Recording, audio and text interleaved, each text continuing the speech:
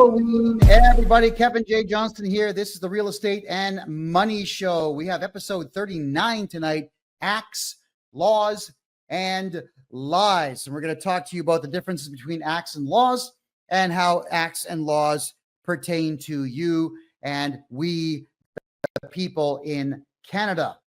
We'll talk a little bit about American stuff tonight as well for all of our American fans who'd like to join us here on Thursday nights. I want to say thank you to everyone for being here tonight. It's lovely to see you all again. Why are you watching this show? You should be giving out candy, should you not? Or maybe staying at home eating the candy that you didn't give away. By the way, could everyone let me know in the chat room tonight how many kids are coming by? I always remember when I was growing up, especially in the Toronto area, there would be hundreds of kids on the street in costumes trick-or-treating. And the last time I was in the province of Ontario, that's about 4 years ago now, I don't think that there was anything more than about 20 kids that were out for the entire night. It was actually pretty depressing.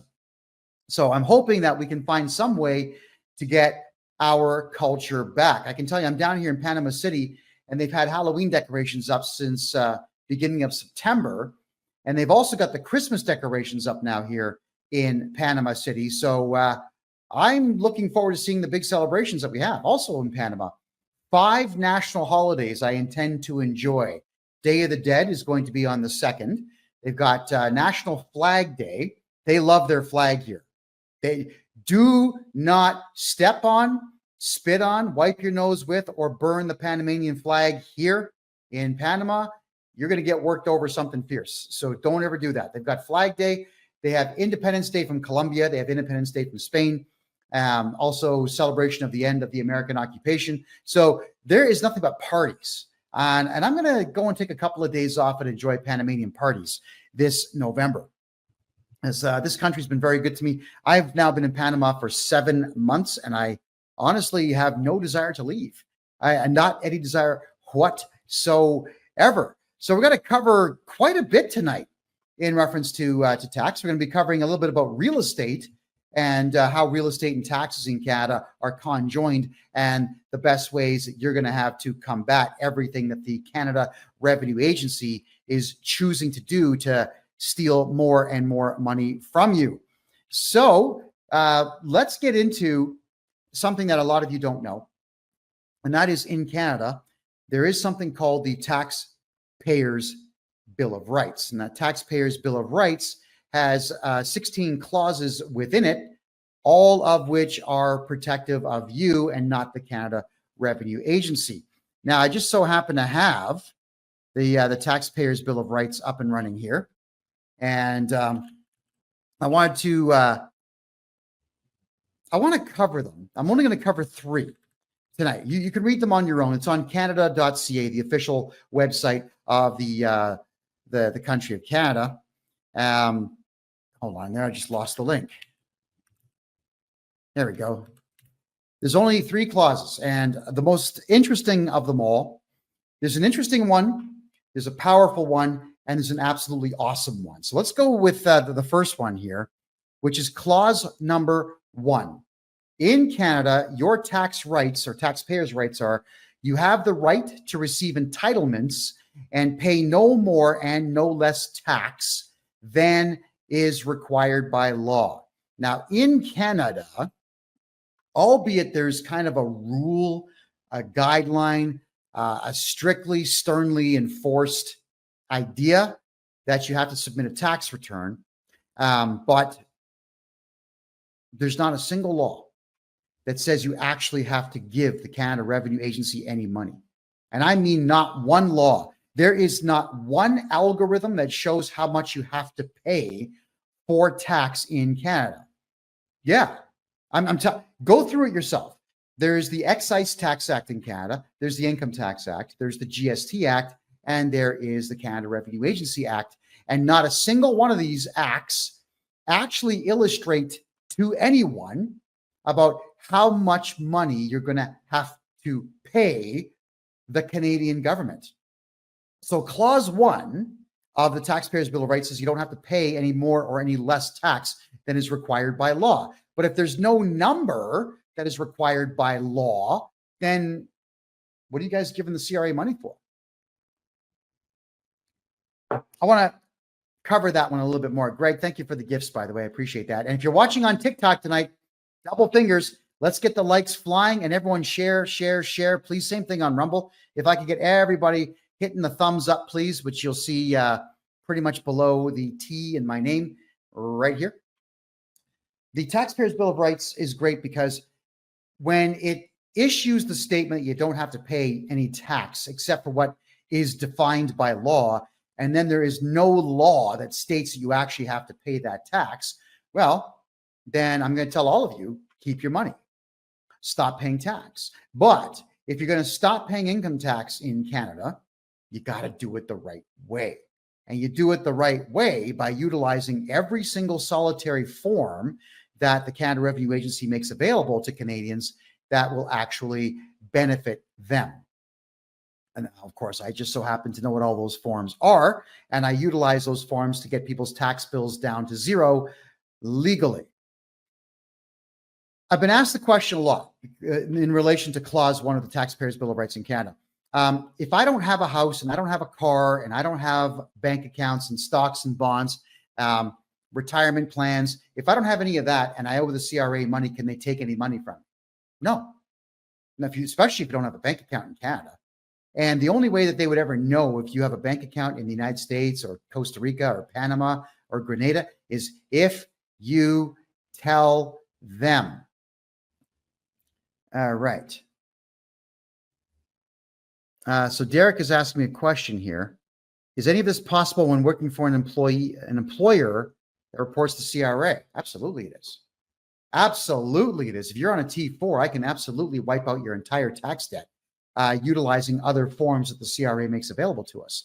100%. All right. So with you not having to pay tax, if you have no assets, you have nothing they can take, then don't pay. You don't have to pay. I've had numerous conversations with CRA representatives, and they're very upset with me, I might add, about the fact that I record my calls with them and, of course, put them up for the whole world to hear. And why would I not do that?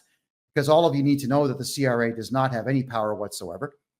So Clause 1 of the Taxpayers' Bill of Rights is going to protect you in that there's no law in Canada that says you have to give them money. They'll try to get it.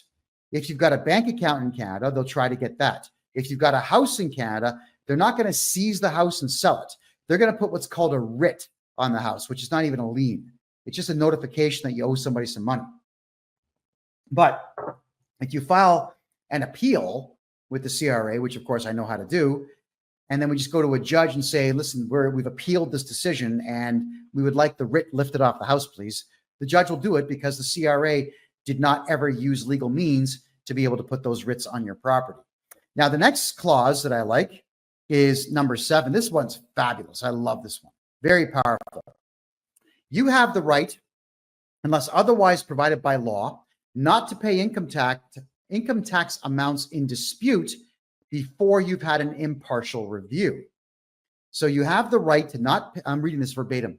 You have the right to not pay personal tax amounts in dispute until you've had an impartial review by the CRA, or if you've sent an appeal to the Tax Court of Canada until that court has issued its decision. Think about that. So if the CRA says, we assess you, we think that you owe us 100 grand, we can't prove it because we're losers, so we're going to say that you do and threaten you in the hopes that that you pay, which many people unfortunately do. So you appeal it and take it to court, which will buy you between a year and even 3 years to get to tax court to argue in tax court about the validity of the claim that the CRA is making that you owe money. And the worst thing that happens if you lose is that the CRA issues another assessment, which we then appeal. So the appeals go forever. Now, in that time, we can move your house out of your name into a numbered corporation, into a family trust. We can take all your money and move it into a corporate account somewhere else in the country, somewhere else in the world. We can, if the CRA knows about other properties that you might have, We can get those moved into other numbered corporations. We can move everything away so the CRA cannot get to it. And that's the advantage to objecting to anything at all that the CRA says. If the Canada Revenue Agency says you owe money, we object and we get you an appeal date. And that is what Clause 7 says. The tax bill is null and void until that impartial hearing can be had. All right, Deborah says, if your client has to go to court, do you go to court for them? Well, not for them, with them. Yes, you can put me down as your representative. Depending the judge, some judges really hate my guts because I see through the farce that is the court system. And some judges are impartial and they'll just let the whole thing go through. So if we lose, we just appeal that judge's decision and then we appeal whatever comes after that decision. Tax court in Canada is not a court, it's a tribunal, and the judge cannot issue monetary penalties against you. That's even on the website for it. Here's the other one too. I like this one very much. Taxpayers' Bill of Rights, Clause 15. This one is radical to the max, dude. Love this one. You have the right to be represented by a person of your choice. You can choose a person to represent you and get advice about your tax and benefit affairs. Once you authorize us to deal with this person, we can discuss your situation with your representative. Right, that's me. Even if the CRA says that I'm not allowed to represent people, and they've already pulled this crap with me. They sent me a letter saying I can't represent people, but they don't have the authority to tell me that, so too bad for them. Clause 15 of the Taxpayers' Bill of Rights in Canada states you can have me represent you in tax court or against the CRA or against any other body to do with taxes. There's also a ton of case law that says that I would be able to represent you in regular court, but regular court, it's too time consuming. I just don't have the time to do criminal cases or over the top large civil cases. They take forever.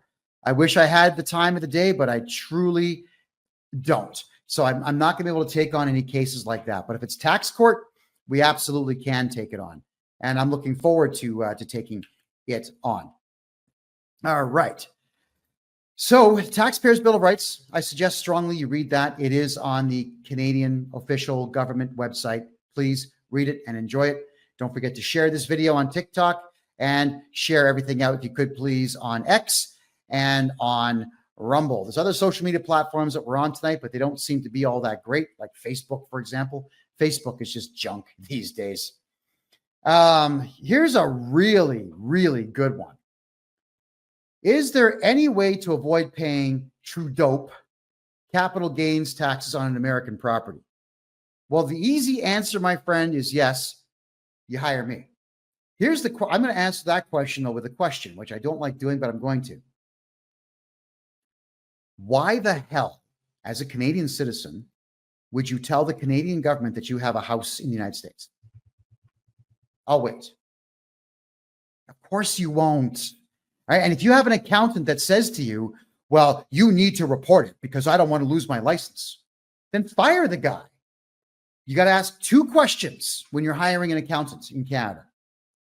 One, do you believe that the CRA can pull your license? Two, if the CRA audits me, are you going to cooperate with the audit? If the answer is yes to both questions, that's a coward. They will screw you sideways. You got to get rid of them. It's a sad story. It really is a sad story, but I'm going to cover it anyway. A gentleman came to me. This guy makes a lot of money, owns a house in Arizona. His accountant in Canada, keep in mind, this gentleman does not make a penny in Canada. It's all in the United States. He actually has to travel to the USA 9 months a year and work within the borders of the United States. He only lives in Canada 3 months a year. The accountant asks him, do you have any property in the United States? Yes, a small 2-bedroom house in Arizona. The accountant asks him 10 times, are you sure? Are you sure you only have one property? Yes. And the accountant decided to, because he's a coward and he's only saving his own ass, is mark down that the client was actually earning revenue on that property, even though it wasn't a rental. He was living in it. The guy was living in it for 9 months of the year, and he was not renting it out for the other 3 because he didn't want to. The accountant screwed him by saying, yeah, CRA, he owns a property and he's renting it. But then the same accountant phones this client who's now mine, and I've got permission to tell this story, by the way, calls him up and says, you told me you only had 1 property in the United States. You've got 3. And the guy's questioning himself, saying, what are you talking? What? No, I've got only 1 house. No, but you've got 2 bank accounts that have more than 100 grand in them. So I have to count those as property, and I'm going to put all that down for the CRA to know about. I don't want to lose my license. The accountant hired a private investigator to investigate his own client to find out if the client had property in the United States and bank accounts, so that the accountant, who's supposed to work for the client, could then screw the client and snitch, telling the CRA about these properties. Think about that. I'm the exact opposite, everyone. If you've got a property in the United States of America, shut up about it. You can tell me about it because you're going to be in a client-solicitor privilege relationship with me. And I'm going to tell you, no, we're not reporting that. Why would I tell the CRA, the Canada Revenue Agency, that you have a house so that you can pay more tax? Remember that every single number that you put on a tax return in Canada is 100% voluntary. I have just recently put nothing but names and signatures on more than 20 tax returns for clients, at which point I then called the Canada Revenue Agency saying, I have just sent in all of these tax returns. They have no numbers on them, just my authorized signature and my client's name. That's it. And you're not going to get anything until the end of the fiscal year before December 31st. And that's how I buy my clients all the time in the world that we need to file their taxes properly. And I tell them, we are invoking clause 7, so you will not be adding any penalties of any kind. We don't owe anything until the reports are done. So here's the question I've got for you now is, if you voluntarily put stuff on a tax return, and if you were to only put your name and signature on a tax return with no numbers, and they accept it, then do you think that I'm correct? Or do you think that that coward accountant I just talked about is correct in reference to how much authority that the CRA actually has? You can all do this. In fact, all of you could submit tax returns all the time with just your name, social insurance number, and signature. No numbers, not even a 0. You could do that. It's legal. They'll accept it. They'll assess you, but that doesn't matter. An assessment is just a guess. And when they assess you, we appeal that. So 2-3 years down the road, we get a day in court, if you will, about their assessment. And they're going to have to prove to the court why they assessed you. If you put nothing on your tax return, nothing, and they assess you and you appeal it, you're going to win, because what the hell are they assessing it on? It's nothing. They just make it up. So I want all of you to stop fearing the Canada Revenue Agency and stop fearing all this paperwork. So if you are a Canadian citizen with property anywhere else in the world, shut up about the property. Say nothing about it. If you've got bank accounts in the United States, Grenada, Panama, wherever, be quiet. Don't even tell your family about it until, well, maybe write it down in your will for them so they know. But that's it. Stop talking about the things that you own. Capital gains also, I'll just reflect a bit more there, DRT boy, is that capital gains, there's no way for the Canada Revenue Agency to know that you've sold a property with a capital gain unless you tell them. That's it. It's none of their business. They say, well, you got to do it. Well, no, you don't. It's voluntary. You know, the CRA should thank their lucky stars that people even bother filling out tax returns these days. Everybody's broke. That's what's going on here. So if I am your tax guy and you've got a property, I'm not telling the CRA. I'm going to have a look at your property because the odds are pretty good that the property is not even in a place where it could be taxed anyway, especially if you're losing money on it. Simple things happen out there. One client bought a house, overpaid for it. The thing had water damage and mold. He had to fix the whole place up. And by the time he sold it, he lost $200,000. 200 grand that he lost. So we put all the invoices forward, and I called all these suppliers and everybody else who had actually worked on his place. And I told them, I need you to make sure that you have all the invoices that you sent my client. So we wrote off every expense and we wrote off the capital loss. Sometimes you lose in the gold market, in the housing market, in the antiques market. Sometimes you just lose. So that is when we report capital, but only losses. You never report a capital gain. It's pointless. There's no point, and there's no way for them to compel you to report it. They have no power to make you do so. Mverse is asking, why does the CRA get a copy of T4s and T5s? Because your employer is a coward and submits them. That's the only reason. Because your employer is a gutless jellyfish, spineless individual who thinks that they have to submit the T4, who thinks they actually have to put you on a T4 in the first place, and they don't. You got to remember, if you're an employer in Canada, if let's say Johnny, you're paying Johnny 100 grand a year. Let's actually work out what that tax rate would be. I'll do that right now. So $100,000 per year salary in the province of Ontario. The federal tax is $14,045. The provincial tax is going to be $7,000, and the Canada Pension Plan premium is going to be $5,200. So the tax rate is about 31.48%. Now, the federal tax and the provincial tax that the employer withdraws or holds back from you, he has to give that to the Canada Revenue. Well, he thinks he does. He chooses to give that to the Canada Revenue Agency. But then he also has to match that number from his own account. So in reality, he's not just given the CRA $14,000 federal tax, he's given the CRA $28,000 because he's got to double it. So if you're an employer, why would you do that? Why would you put anybody on a T4 salary? Put everybody on contract, everyone, make them register a numbered corporation, get a GST or an HST and a PST number so that they invoice you every week for what you owe them. They put their HST and GST on it, and that is an expense. So it's the perfect expense. And you can see there, the employer is now saving, what's he saving? 30 grand a year. You can do a lot with $30,000 if you don't have to give that up. So each and every one of you need to start registering your numbered corporations, which of course I can do for you, and invoicing your clients. Get the friggin' hell off of T4s. They're of no benefit. Larry asks a good question here. Can you apply for pension if you have not done your taxes?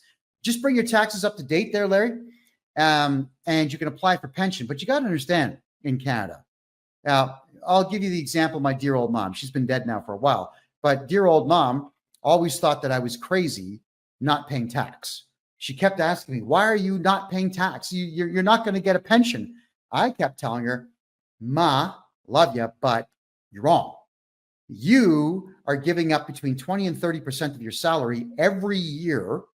And I guarantee you that your pension is going to be less than $1,000 when you finally retire per month. So me, I get to keep the 100 grand a year that I make. I get to keep all of it, every penny of it. And you don't. And if I invest my money properly in gold, silver, property, in the last 5 to 10 years, crypto, if I'm investing it properly, I don't need a pension. I don't need a pension. Why would I want one? And of course, dear old mom, when she finally did go on Canada Pension Plan, ended up getting less than $950 a month. So, I mean, I had to. I said, hey, Ma, how much do you get every month on your pension? Ma, hey, Ma.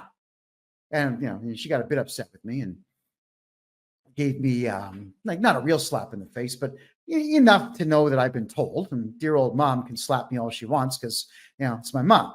right? But I was right. And she eventually admitted that I was right. But it's sad that she went paying taxes the entire time that I was alive while she was alive. So I watched her pay taxes for how long? I guess 46 years of my life, constantly paying taxes because she wanted the pension.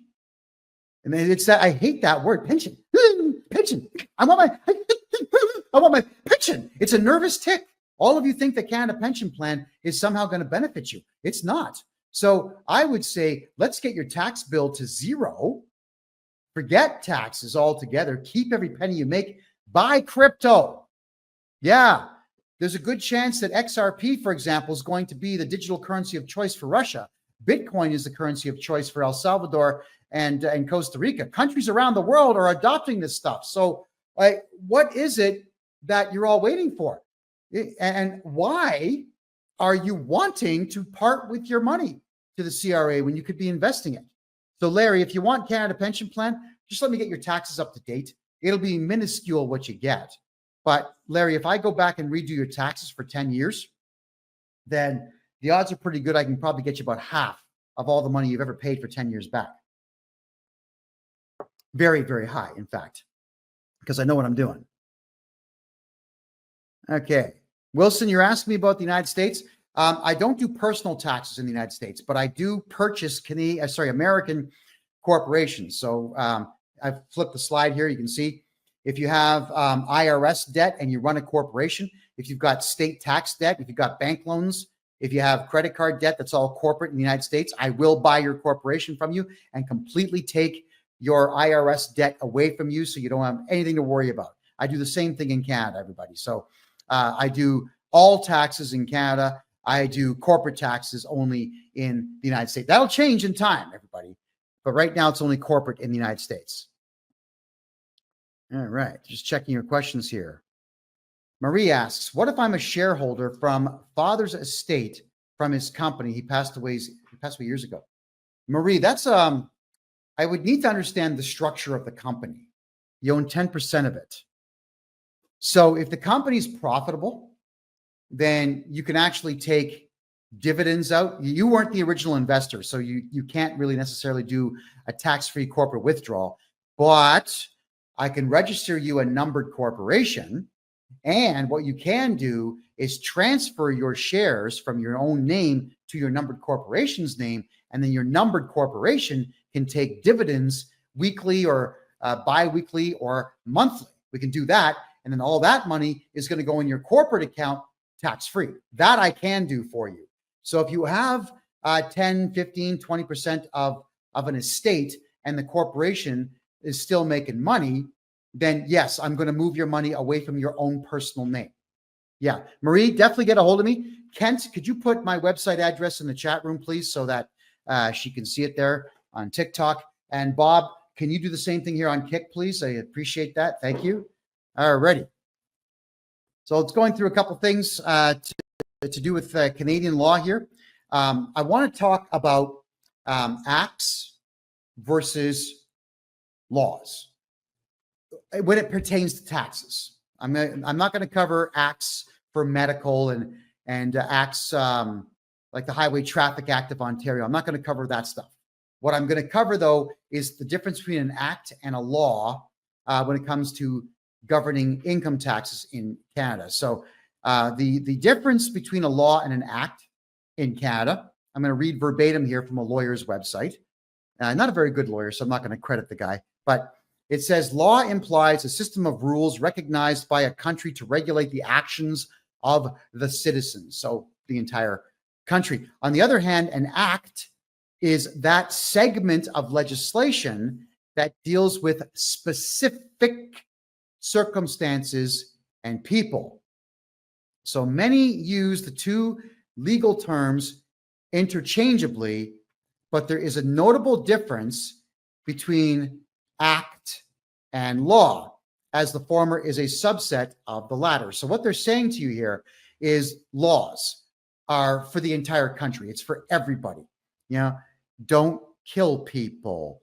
Don't steal people's stuff. Don't commit acts of heinous violence You know what I'm getting at. Don't shoot people. These are laws. And the laws that we're talking about here, laws, they pertain to everyone, regardless of wealth, social standing, caste, religion, at least in theory, they're supposed to. Not in Canada, but that's the way it's supposed to work in theory. Whereas an act are a set of rules that are very specific to a very specific thing, such as the Income Tax Act is very specific to just income tax, but also even more specific to just what the Canada Revenue Agency is allowed to do. So the Income Tax Act really doesn't pertain to we the people. I've read the whole thing. I can tell you it's just a rule book for the Canada Revenue Agency as to what they can and cannot do. The Excise Tax Act just kind of expands upon it, whereas the Excise Tax Act is not just income tax, but it's all the other taxes that they collect, like corporate income tax, goods and services tax, and so on. But again, these acts they're not laws for the people. They do pertain to the CRA. So whenever the Canada Revenue Agency is quoting an act, they'll quote a very specific clause in an act that says, well, we're going to take your money because clause 125 subsection 3 says we can. But then you hire me and I send back a letter saying, oh yeah, but here's the 15 clauses that counter that. By the way, here's also clause 1, 7, and 15 of the Taxpayers' Bill of Rights that will counter that. Oh, and by the way, here's the criminal law on extortion, theft, intimidation, uttering threats, criminal harassment. There's all kinds of laws you're breaking. So these are the laws that I will quote to the CRA representatives who are stating that the act somehow warrants their god-awful behavior. So I wanted to just point out to all of you that the acts that the Canada Revenue Agency are referring, and I don't know what the acts are in the United States in reference to personal income tax. I have not studied it yet. All right, but the act, when the CRA is quoting it to any of you, it does not pertain to you. It's very similar to bylaws, municipal bylaws in Canada. They don't pertain to you. They only pertain to the people who work for the city. I have my company is Canmore Acquisitions Incorporated. My company has bylaws, right? They don't pertain to you. They pertain to anybody who works for my corporation. That's all that a bylaw is. It's just rules for an entity that you choose to be a part of. So you could choose to work for the city of Montreal or the city of Toronto or the city of New York. Well, New York, different story, but you can choose to work for these places, and then those bylaws of the city will pertain to you, but municipal bylaws are not laws. So we, the people, don't have to abide by any of them at all. Now, if a building, if you are in a government-owned building, like a municipally owned building, I've had this happen a lot to me back in the days. If you remember that COVID nonsense, I would go to public buildings and ask to talk to somebody to prove that there was anything, and they wouldn't do it. So I would get these 30-day bans from my hometown city hall, or from the Central Library, or from Toronto City Hall. They would say you're banned for 30 days, and I would show up exactly 24 hours later, and they'd say, "Wait, we banned you." I said, "Well, you did, but a ban from a municipal property can only last for 24 hours. That's it, because it's publicly funded. All right. Your tax dollars are not voluntary. They're taken through threat of, we're going to steal your house if you don't pay these taxes. So because it's publicly funded, the public has a lot of rights. So what I'm getting at is these bans, you can't go to City Hall for 30 days, not in Canada. It's 24 hours. The Canada Revenue Agency has recently told me, you can't represent people because we don't like you. You've hurt our feelings. Okay, but that's their policy. And their policy is not law. So they actually do not have the right to tell me that I cannot enact Clause 15 of the Taxpayers' Bill of Rights and represent my clients. They do not have the right to tell you, you can't hire me to represent you against the CRA. I've already sent my letter in. And if they keep this nonsense up, I'm just going to hit them with a huge lawsuit, and we'll drag this out in the courts, and it'll be incredibly embarrassing for them when we all find out that they are so afraid of me that they're going to try to ban me from communicating with them. Are you kidding me? Yeah, like that's good. Like that's going to happen. So I want you all to know just how many rights you truly do have. Laws pertain to everybody. An act pertains to one specific thing or one specific group with a very specific intent. And they have to be brought forward as a bill. They have to pass 3 readings in Parliament. Then they have to pass 3 readings in the Senate. Then they have to get royal assent from the king. And not a lot of them get that far, if you want the truth. They really don't. Tig Devil is asking how to get a hold of me. If somebody could please put my website address in the chat room there in TikTok, please. By all means, get a hold of me. Hit me up on the contact form. Got a couple more questions here.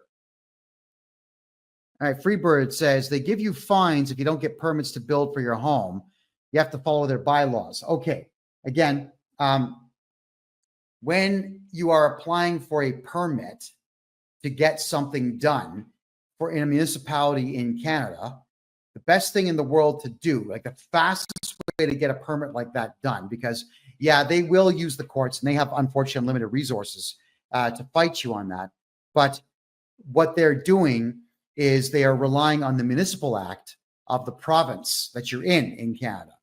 So if you want, let's say, a swimming pool, and you only want your pool to be 20 feet long by 10 feet wide, you put forward an application for 60 feet by 50 feet, and they'll come back and they'll say, no, you can't have that, but you get their attention because it's so big, and then they will very rapidly get you the smaller one. You see, they're weirdos that work for government. If you say you want a huge pool, they'll give you a permit for a small one within a couple of days, because they're going to think, I showed him, that guy, who does he think he is? He wants a 60-foot pool. I limited him to 25 feet, but you only wanted to build a 20-footer. It really doesn't take all that much to get that kind of a thing done. So permits are something that you would apply for well in advance, 6 months at least in Canada. That's why I hate Canada so much. If you want a permit here in Panama City to build anything, you just grease the correct palm and you get a permit within a day. It takes a day to get a permit here to build a 1,000-foot tall skyscraper. A day. So some systems are just better than others. So Freebird, if you want to do something that requires a permit, always apply early and apply for something crazy big and let them knock it down for you a bit. And then when you eventually you'll end up getting what you want. I mean, I remember applying for a 12-foot high fence in my hometown of Mississauga, and they thought they just beat me down something fierce because they only approved 8 foot. But that's all I wanted was an 8-foot high fence, because the 4x4s I had ordered were 12 feet long. 4 feet was going to be underground and only 8 feet above the ground. And the plywood I was using for the fencing was 4 foot by 8 foot. So, I mean, they really showed me, didn't they? All right. Think about that. All right, Deborah. Thank you very much, Deborah, for putting my website address up. I appreciate that. DC says, I'm told the CRA has power to take my wages. They don't at all. Let me explain this one. And this is about Canadian cowardice. You can always count on Canadian businesses to do a couple of things. Number one, screw up customer service completely. Count on it. Number two, to be a complete gutless coward and cave into the demands of anyone who says they work for the government. The CRA, if they can't get you to do your taxes or pay your taxes, they will go to your employer and send your employer a requirement to pay letter. And your employer's on the letter, it'll say that if you don't pay us before paying your staff member, we may audit you. Well, so friggin' what if they do?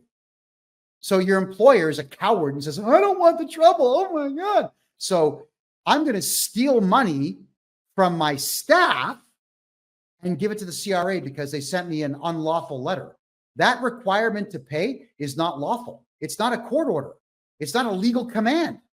So your employer could send a letter back saying, go straight to hell and go get a court order from a judge sitting in court wearing a gown.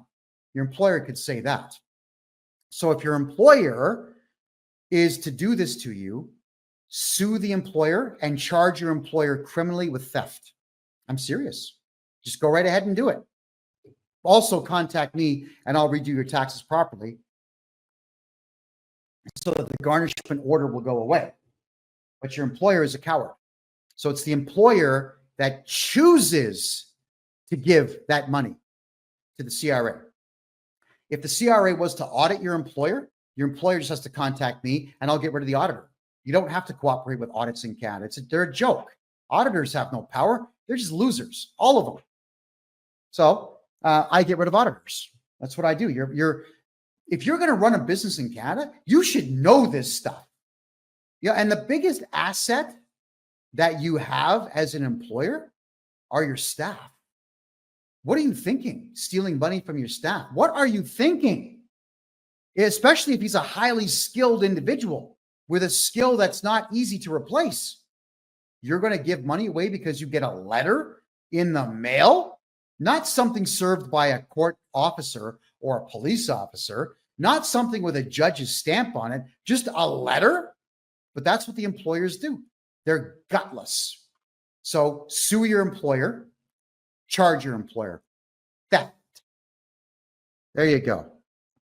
Jackie's asking me if I know anything about Ireland. Well, I've got family in Ireland, but I've never been. I'd like to go. I might go next year, but I can tell you that Ireland's collapsing. That we know. I know that Irishmen need to stand up and become men again and clean up the mess that their government's made for them. But that's another topic for another day. All right. But I mean, for Irish taxes, no, I haven't studied Irish tax law at all. All right. Freebird says 20 years ago, we used to have fast track, but life is very different today. Well, life is different today because the average person kowtows and just caves in at the slightest indication of pressure. Now, I don't know what it is, man. When I was a kid, I just could not accept the fact that authority is a real thing. You know, what is it about a costume that has this word bylaw or peace officer or police? When you put that on, somehow you now are on duty, and now the universe understands that you have some kind of authority just because that stupid crap is on your body. I've always rejected that fundamentally. And I reject the fact that any human being has got power over me unless I willingly give it to them. And the only way to get power over me is to hire me. Now, because if the paycheck is really good, I'm going to do a lot for that paycheck. And if you want me to do something without paying me, you better point a loaded weapon at me and be prepared to kill. All right, that's just how it is. You'll get what you want so long as you have the weapon. God help you when you don't. So I'd like all of you to start thinking the exact same way. Kevin, if you ever want some cool custom TIG weld art, let me know. Yeah, TIG Devil, right behind me. This wall's kind of blank. I would love to get some cool stuff up there. So let me know. Let me know where you are. Contact me on my website, please. I'd love to talk with you for sure. And Chili Betty says she voted for Trump today. That's fantastic. If I have a small business in Canada, do I have to pay my tax? If it's a sole proprietorship, don't ever register those, by the way, please. Those are the dumbest things in the world to do. They are attached directly to your social insurance number. Yes, you can have a lot of write-offs, but in case you do get into financial difficulty with your business, you can't sell it because it's you. But if you have yourself a corporation, TIG Devil, get a hold of me. I do private seminars on how to never pay tax again. So you want to get a hold of me on that one for sure. All right. Jackie says, thank you. The nanas of Ireland are the ones standing up and being counted. Yeah, I know. Men aren't men anymore. Another topic for another day. Alrighty. I've been asked some pretty serious questions here. I was just going to go through a few of them. Mitch says, you're ignorant when it comes to crypto. I will have to start doing crypto shows, but not yet. I'll get some pros on to talk about crypto for you. JJ says, I guess I'll be incorporating. Yeah, JJ, get a hold of me. I'll take care of the incorporation. It takes 3 days. We'll get you that, get you the GST number, and I'll give you all the instructions that you need to protect every penny that you make, every single penny. Gina's asking, Kevin, would Royal Bank of Canada branch in Georgia, United States, report a mortgage to a Canadian? A mortgage a Canadian has to the CRA. It's a possibility, Gina, but what you've got to do is you got to go into the bank and talk to the branch manager and ask them if the RBC branch is franchised or corporately owned out of Canada or corporately owned out of the United States. Find that out, get a hold of me, and then we'll get you the answer that you're looking for. All right. What do you know, Kevin, about the vacant home tax? Well, let's read the article here. The vacant home tax declaration period for the 2024 tax year will open November 1st, tomorrow. The deadline to dispute your bill for the 2022 and 2023 taxation year is December 31st of this year. The vacant home tax program requires, all right? That word means we want you to volunteer. That's all that it means. The vacant home tax program requires homeowners in Toronto to let the city know if their property is occupied or vacant every year by making a declaration. The goal of the program is to increase the supply of housing by, threatening homeowners to make their vacant residential property available for rent or sale. So if you tell them, I own 2 houses, and I don't live in one, and nobody lives in one, I'm using it to store my collector antique guitars, they're going to say, nope, you got to rent it out. So why would you tell them that? It's just the city of Toronto. You don't tell city staff what you have. Are you kidding me? Owners who choose to keep their properties vacant are subject to a tax, with the revenue being allocated to the affordable housing initiatives. That's if you blab. But here's the other thing. That's also if you decide to put multiple homes in your own personal name, which is really stupid, by the way. Why would you do that? Nothing should be in your name. So if you want to avoid vacant home taxes anywhere in Canada and capital gains taxes anywhere in Canada, get a hold of me. I'm going to register a numbered corporation for you, and we're going to put that numbered corporation on the title of your home to completely protect it. And then that way, when they start asking you for taxes or declarations, just ignore them. That's what we do. We ignore them at that point. Especially if we declare in your corporate bylaws, when we register your corporation, we simply declare that it's a holding company. This company does not conduct business. Beautiful. How do you transfer title if you have a mortgage? Sneakily, you go to the properties branch on your own. Don't involve a lawyer. This is you. You're the owner of your house. You add the numbered corporation to title and just sit on it for a while, making sure that your mortgage has at least 5 years left on it. And then you sneakily and quietly remove you and don't say a word to the banks. What's the point? If they've already given you the mortgage, the lien's against the property, not you. So go ahead and make the switch, but keep your mouth shut. Don't tell people anything at all. And there's a lot of folks out there that will tell you all kinds of crazy stuff that you have to do. Yeah, everyone talks out of their asses because everybody wants to sound important. Here's one that really gets on my nerves. Is if you don't live in Canada anymore, you have to call the CRA and tell them. No, you don't. You just put down your income at $5,000 and that's the end of it. Send it in. They'll send you a carbon credit check. You don't tell them anything. It's none of their business that you may not be coming back. The advantage, if you do leave Canada, let's say you want to leave for 5, 10, 15, 20 years. The advantage to you by not declaring, I'm never coming back, is that you can open Canadian corporations and open Canadian bank accounts and do business in Canada, so long as you've got an agent to take care of stuff like a paralegal, for example, in Canada. You can do all this stuff. But if you sever all of your ties to the country, then you can't. Why listen to stupid people? If you start taking advice for life from your friends, they're not going to be your friends as soon as that advice goes wrong. So don't listen to dumbasses. That's all I can tell you on that. If you, let's say, however, you're going to get some contract, the United States, and they're going to say, I'm putting you on a 15-year contract. You must stay within the United States for this contract, and we'll pay you $250,000 a year. Are you going to say, yeah, I'll take that contract? At that point, you could sever your ties to Canada.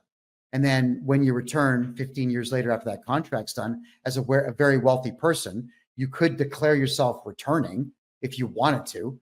But I'm telling everyone, it's no one's business what you're doing.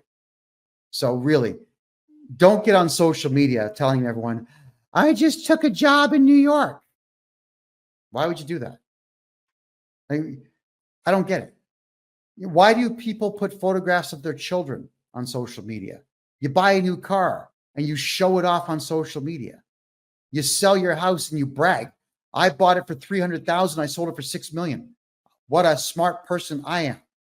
Why do you people do these things? Shut up about your personal lives. Stop talking. All right? Here, this is what you should do about your entire personal life. What should you do if the Canada Revenue Agency calls you? Shut up! Quiet! I said quiet! What's the matter? You deaf or something? All right, that's what you should do. You got to be quiet. Stop talking. And I've covered this one before. I'm going to cover it again now. What should you do when a loved one dies? When do you contact the Canada Revenue Agency? 3 years after they're dead.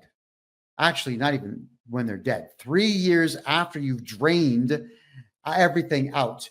Once you've got the properties moved, the bank accounts emptied, the RSPs drained, once you've got all that done, then and only then do you report the person died. But the tax returns, you don't put numbers on them. The CRA is going to say, well, what did they earn? Well, nothing, you idiot. He's been dead for 3 years. So you put the name and social insurance number on it, sign it, put the word deceased right across it. Death certificate number, mail it in.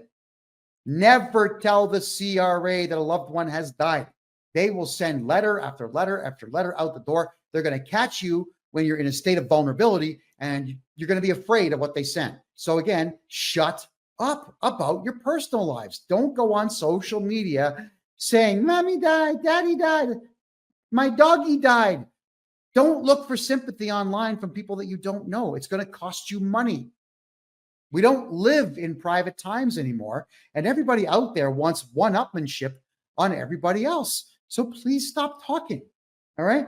Getting back to what I was saying earlier in the show about laws versus acts, everything to do with inheritance, everything to do with estates, everything to do with your personal tax, your corporate tax, your corporate income tax, your payroll tax, GST, they're not laws. None of them are laws. They are all acts. So the Canada Revenue Agency is lying to you, just like tonight's show was called Acts, Laws, and Lies. They are lying to you about the fact that you've got to do what these acts say. You truly do not have to do any of these things. You don't have to pay tax in Canada. You just got to report the stuff.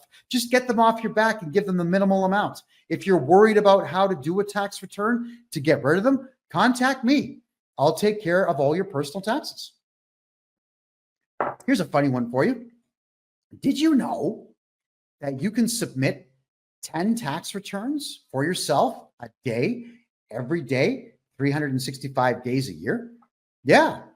You can submit 3,650 tax returns if you wanted to. And the CRA would have to look at them all. You could send one in for $1 and then say, oh, what was I thinking? $1 trillion. Oh, what was I thinking? 100,000. Oh, 250.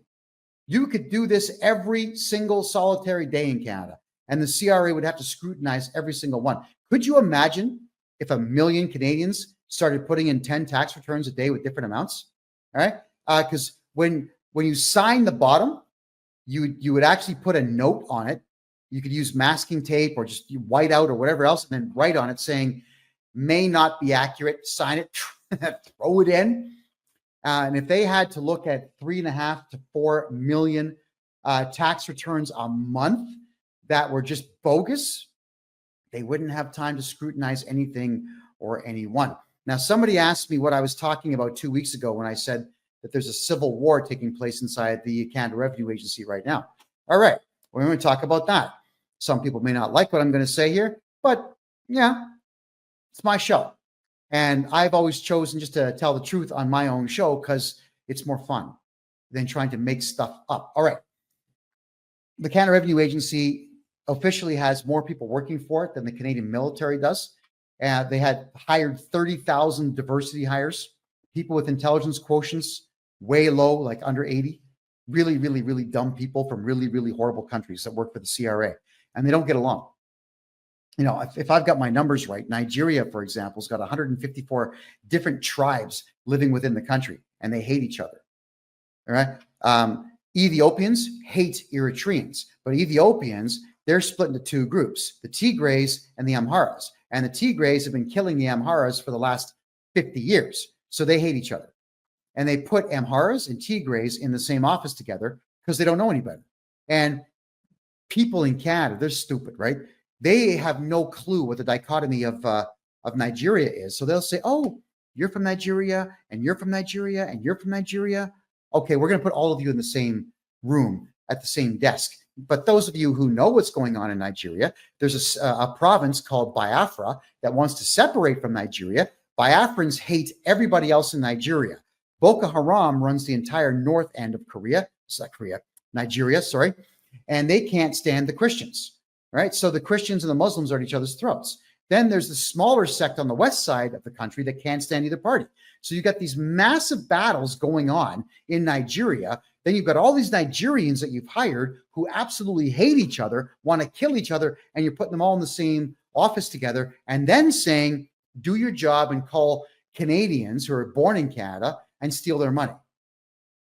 So they're all fighting with each other all the time. The Canada Revenue Agency is having a really difficult time with this, by the way. And what they are doing now is putting most of these people into home offices and then giving them toll-free numbers and cell phone numbers so they can work from home. Now, what happens here is when any of these particular individuals work from home and they pester one of my clients, they have no choice but to give their home office phone number to my client. I will make the phone call on behalf of my client, and if the person's polite, I don't publish their office phone number. If they're rude or they get on my nerves, then I do publish it, and I ask all of you to call them politely and just ask questions about their role and ask questions about their knowledge base to do with taxes and the law. And the Canada Revenue Agency doesn't like it when I publish people's phone numbers because the CRA is spending a lot of money getting more and more toll-free numbers to put into people's homes so the Nigerians don't kill each other in the office, so that the Eritreans don't kill the Ethiopians, so the Sudanese don't kill the Egyptians in the office. It is insane what's going on. And it's worse if it's Pakistanis versus Indians. Yeah, Indians. They're at each other's throats. If it's an Iraqi and a Saudi Arabian in the same office, they're at each other's throats. There's a lot of people in Canada that don't seem to understand how much strife there is all over the world. And this internal civil war that's going on right now in the Canada Revenue Agency is very good for all of us, because now we can do our taxes our way and get all of our money back from these maniacs before the entire CRA is broke. And by the way, the CRA is broke. I know this because whenever we do get our clients really big tax returns, like, $100,000, $200,000, $300,000 worth, when I get these large returns, it takes the CRA 3 or 4 months to pay them, because what they've got to do is collect more money, bring it in to pay all the refunds out. So it's a Ponzi scheme. It's a pyramid. That's what it is. They don't have the money in the bank anymore. Like they're surviving seemingly month to month now. They got to rob Peter to pay Paul, and they got to rob both Paul and Peter to pay Steve. And then they lie to Steve and try to get all that money back. It's crazy. All right. Oh, Marie asks a very good question here. Now you've heard it all. Why does the Canada Revenue Agency hire these people to work for them? Very simple reason. Their policy, not law, but their policy at the Canada Revenue Agency is to send you a letter, make 3 phone calls, send you a letter. If they're unable to reach you or get you to cooperate with them, that's when they send garnishment notices out to your boss or to your bank. Now, what happens when you're born in Canada and you speak perfect English and someone calls you on the phone and you don't understand a word they're saying, but they're acting rude and belligerent? What do? You hang up the phone because you're aggravated. These people are aggravating, so I get it. But if you hang up on them, it counts as one of those 3 phone calls that they have to make.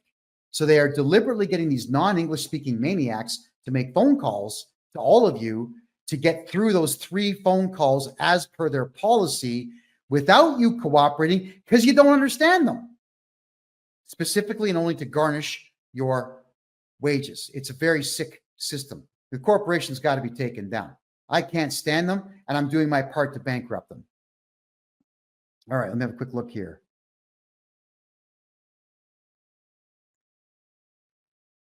All right, just looking at your questions here in the Rumble room. Okay, Mr. Vic's asking, why do you have to make sure you have at least 5 years left on your mortgage when you flip the name of your house? Well, because you're going to have to renew your mortgage if you don't pay it off. If you've got let's say a 15-year, 20-year mortgage, and then you switch the house into a numbered corporation, well, you've still got 20 years on that mortgage before they figure out that you've switched the title of the house. All right. So if you're going to pull stunts, make sure you have enough time left. Like if you have only 3 or 4 months left in your mortgage in Canada, you don't be playing games of flipping your property ownership. Renew the mortgage for 10 years and then flip it. That's how you do it. All right. Someone says language is not a knowledge. You speak a perfect English. It doesn't mean you're clever. Your success rate with what you try to attain as a goal, that shows that you're clever. Your capacity to win a debate without violence, that would mean that you're clever. Your capacity to outwit and outsmart opponents without having to use weapons to do so means that you are clever. Language is a technology. So I'm going to say I disagree with you a little bit there. Let me just give you a quick rundown on language here, all right?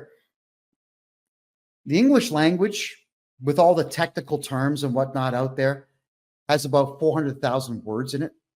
And the average man, by the time he's 40, and I mean the average man, only knows about 40,000 words. But the hyper-successful businessman knows between 80 and 100,000 words. The definitions of them, not necessarily etymology, but definitely the definitions. So when you factor in the average guy who knows 40,000 words and then compare him to the other guy whose vocabulary is double, and because every word in English pertains to a person, place, thing, historical event, or otherwise, then that's 40,000 more things that hyper-successful businessman knows. He's hyper-successful because his vocabulary is huge. I'm trying to remember the name of the author that said so, but he did say that I've noticed that there is only one thing that separates the unsuccessful man from the hyper-successful man, and often only one, a large vocabulary. So somebody who has a vocabulary of 120,000 words or more is clever. I'm going to have to disagree with your comment, but thank you for making it. Margaret says, what happens if the CRA finds out? Sorry, Margaret, what if they find out about what? If you could let me know on that, please clarify your question. I'll gladly answer that for you. I'm just going to be checking the Facebook room now. Let's see where we have any questions there. Okay. All right. Carol says, I bet the CRA would love to shut you up. Yeah, of course they would. If the Canada Revenue Agency had it their way, there'd be a bullet in my head right now. They know that I'm going to cost them billions of dollars, but they also know that I'm going to do that because they don't have any laws to back them up.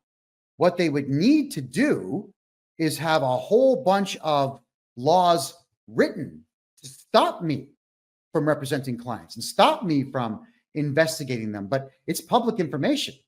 How are they going to stop that?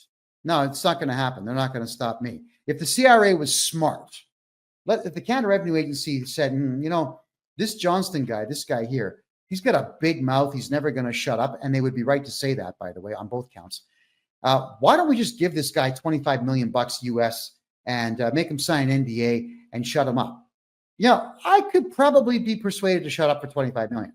Then I would switch careers. I don't know, maybe do something nutty like, I know what I would do. I'd buy one of those planes that does zero-G dives. That would be a good time. Parabolic. Was it a parabolic or hyperbolic arch? No, parabolic. Parabolic arch flying where you're weightless for up to a minute and a half. Yeah, probably do something like that. I don't know, tourism. I'd switch careers at that point. So let's see if the Canada Revenue Agency is smart. You guys are going to try to get rid of me with the courts. It's not going to work. You'll threaten me. It's not going to work. You got nothing to threaten me with. So why don't you make me an offer I can't refuse?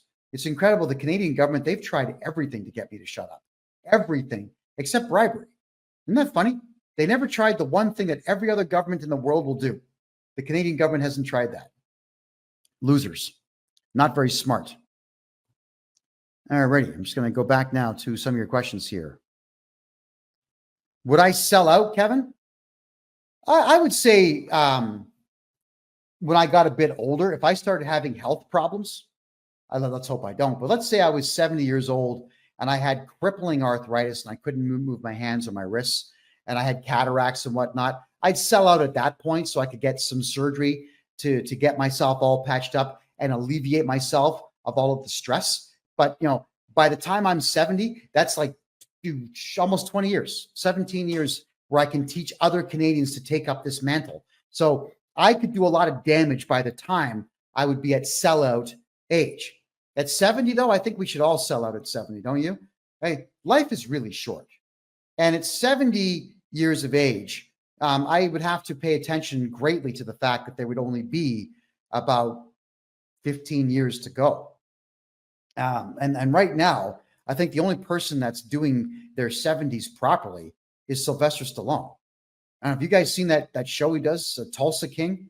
The guy looks fantastic. He looks like he's enjoying life more in his 70s than he's ever done before. So I guess I'm just going to say that if I stay healthy and never get any major ailments or whatnot, and I'm enjoying myself still, no, I'm not going to sell out. So long as I'm enjoying what I'm doing, no. Egregious health issues? Yes. All right, moving on. All righty. So someone was asking me about tax reform in Canada. And they were asking me if I could break down upcoming tax law changes and how it's going to affect everything. All right. Well, capital gains is the big one, where Trudeau wants to increase the amount of capital gain that we are all paying on our homes and our corporate properties and gold and silver and whatever else. But as we've said before, if you come to me to get your taxes done, there isn't going to be any capital gain, because it's not my job to scrutinize your life and say, hey, dude, come on. Right? If you got a second house, you got to tell me so that I can tell the CRA you got a second house and screw you. That ain't my job. My job is to get your taxes done to the greatest benefit of you, not the CRA. I'm not here to raise funds for the CRA. I'm here to save you money. I'm here to protect you from the CRA, because they are animals and criminals, maniacs. I can't stand them. So I'm not going to be screwing you over. I'm not going to hire private investigators to investigate my clients to see what you have. I don't have a license for them to pull, by the way. And that's the other part that drives everybody in the government crazy, is I don't have a license for you to pull from me. So too bad. And clause 15 of the Taxpayers' Bill of Rights says that anyone can represent you. Here I am. All right, there we go. Rocket says, so I have a normal paid by the hour job. Could you stop them from taking taxes off my check? Yes, Rocket. There's ways. It's not just going to be where I sign a magical piece of paper and it disappears. It's an effort. There are steps that I have to take, but get a hold of me and we certainly can talk about that. The Chosen One says, I wish you were in the UK. I don't know, man. I'm seeing what's going on in the United Kingdom. I don't think anyone should be there if you want the truth. Every billionaire who lived in the United Kingdom has now left because the UK is that screwed. It's horrible there. I actually feel terrible for Brits in every way. If you're English, if you're Welsh, Scottish, you're Irish, it's a horrible scene right there. And the only thing that's going to ever get me to go to the United Kingdom, maybe, is business, but it would have to be one hell of a deal. I think the UK is something I should avoid for now, because there are a set group of people there that are not very much fans of mine. That's all I'm going to say. All right. So tax reforms. So carbon tax rebates, they're a joke, $700 a year. Whenever we do taxes for our clients, if they have a very low income, there's a lot of people out there who are making less than $20,000 a year now, which is really sad.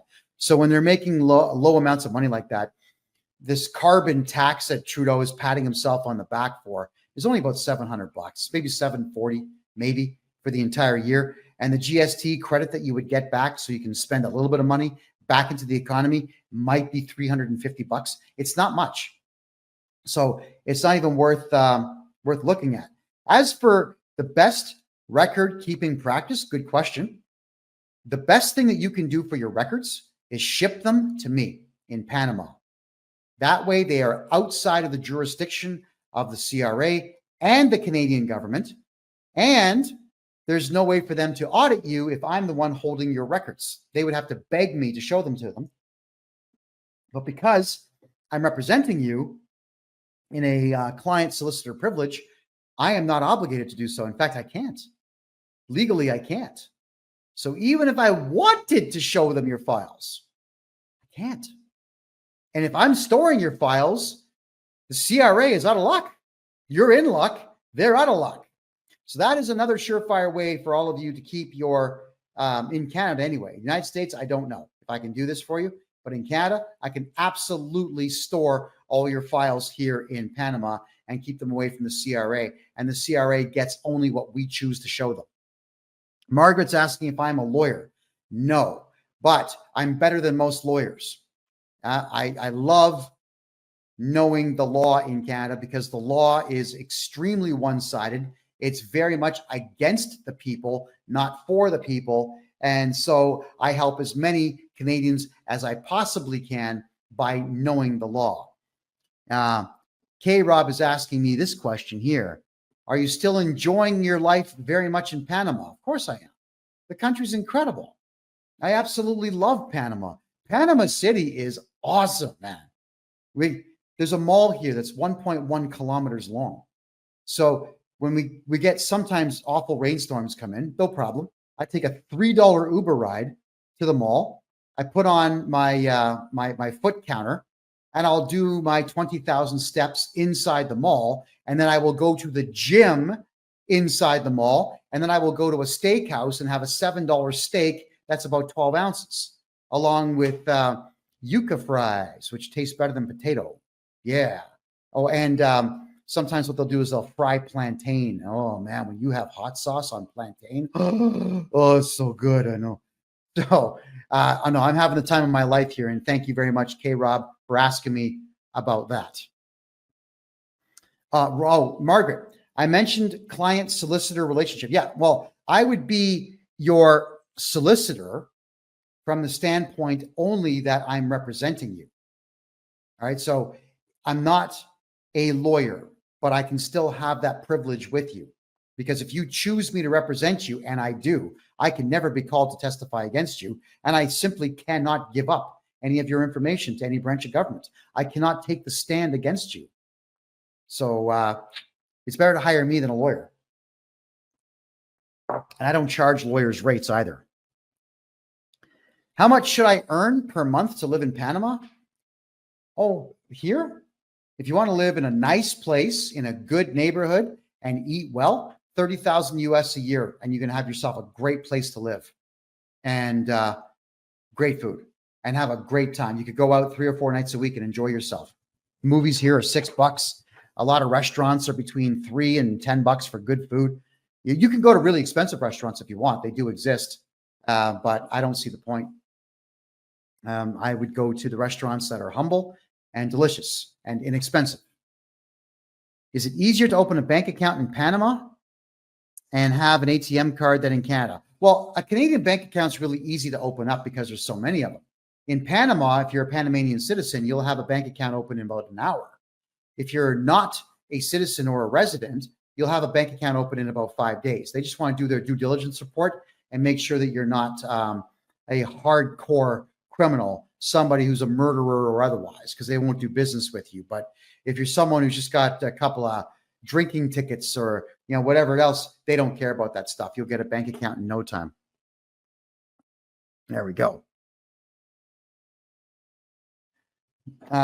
D. Catherine is asking me, do you have to do capital gains on a parent's home when they pass away? If you report your parent's death, they'll ask, but you don't have to do anything about it. What you should do, Catherine, or D. Catherine, I think your name is you got to get a hold of someone like myself. There's not too many guys out there like me who will tell you the truth about protecting the estate. It would be better if, while your parents are alive, we register a numbered corporation as a holding company and put your parents' property into the ownership of that numbered corporation, and then make you a 1% shareholder of the corporation, split the difference with them. So like they'll take 49, you get 2, 1 or 2, or your siblings split what's left there.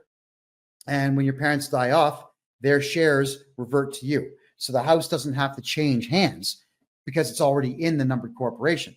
And that is how you deal with that, is contact me and we're going to hide the property. When your parents die, say nothing to anybody. In Canada, especially, be quiet about it. You're going to tell the CRA 3 years after. And you've got to be careful in Canada. If your parents die, do not go to a lawyer to get the house. Do it yourself, or do it through a paralegal and let them know that there's no probate. You don't want probate. Nobody's contesting anything. Because the lawyers, they'll take a $50,000 deposit. Immediately, they'll put the lien on the property to take that. Do not let your house go into probate, period. So your parents and you need to have that conversation. And if your parents are going to say, well, I don't know, I'm just not comfortable with that, scold them. Because I hear this stupid crap all the time, and it does irritate me. And it mostly comes from women. Ladies, this is not a sexist thing. This is, I get it. Women in Canada and the United States like comfortable lives. They like stability. There's no such thing, just for the record. And what they'll say is, well, I don't know. It's been in our name for 40 years. Why change it now? To protect it. That's why. Anything at all to protect what you have is what you do. It doesn't matter that the house has been in your name for 40 years. Change it to a numbered corporation tomorrow, and it's safe. It's still yours. Just change the ownership record to something that you control. And I get this all the time. There's a lot of wives out there, married couples contact me all the time to protect their assets, but it's the wife that stops it because it's fear. Well, I don't know. I just don't think. Like, it doesn't matter that you don't think it's a good idea. I want you to go and research it and find out with case law and fact why it's not a good idea, and then come to me with the hard evidence that it's not a good idea. And of course, no one ever does that. It's just fear. Like the gears begin to turn, like, oh, and the first thing that most of your minds will go to is, oh my God, I'm going to go to jail. I'm going to lose the house. Why do adults think like that? You're an adult. Once you're over the age of 25, you no longer have the luxury of thinking this way. You're in your own way. You're your own worst enemy. And I am a big believer in that adage of you are your own worst enemy when you are making decisions based on fear. It's really sick. So some people pay me a bundle of money to get their houses moved into corporations. And 10 times out of 10, it's the gentleman's wife who says, oh, I changed my mind. I don't want, just keep the money. I'm not going to do it. It's weird. And I'm telling you, because after I do all the document prep, I got to get paid. The CPA's got to get paid. The lawyers got to get paid. The couriers have got to get paid. Yeah. There's a lot of people getting paid on this. So I'm just wondering why you would hire me to protect your property and then stop me in the middle of it. It doesn't make sense. So you need to be ready to make the change. And now more so than ever before, because the economy of Canada, the United States is tanking. Let's see what happens on November 5th, but everything's starting to tank, everybody. So you've got to protect yourselves completely. Good question here from the chosen one. Can I run a business in Panama as a British citizen? Yep. Come on down, register a corporation, get yourself a corporate bank account, do business. Now, there are things you cannot do in Panama as a non-citizen. Retail stores are very much part of the culture here. So they want the locals to run the retail stores, which means as a foreigner, you cannot be a merchant, but you can run a restaurant. You can have a courier office. You can be a consultant for any field if you want. They're desperate for underwater welders here. You'll probably get $350 US an hour if you wanted to do that as a job. There's a lot of opportunity here, but register a corporation in Panama and hide your money in a Panamanian bank account. Life is good. Life is very good if you do just that. Okay. K Mars is asking me, I missed earlier. Can you please repeat how to get in touch with you? Could everybody please put my official website address down here in the TikTok chat and over here in Kick, please? And well, here it is right there on Rumble. You can't miss it there. So get a hold of me on my website, hit me on the contact form, and let's talk about your taxes. What is your business name? Some ask me what you do and what your type, what I do.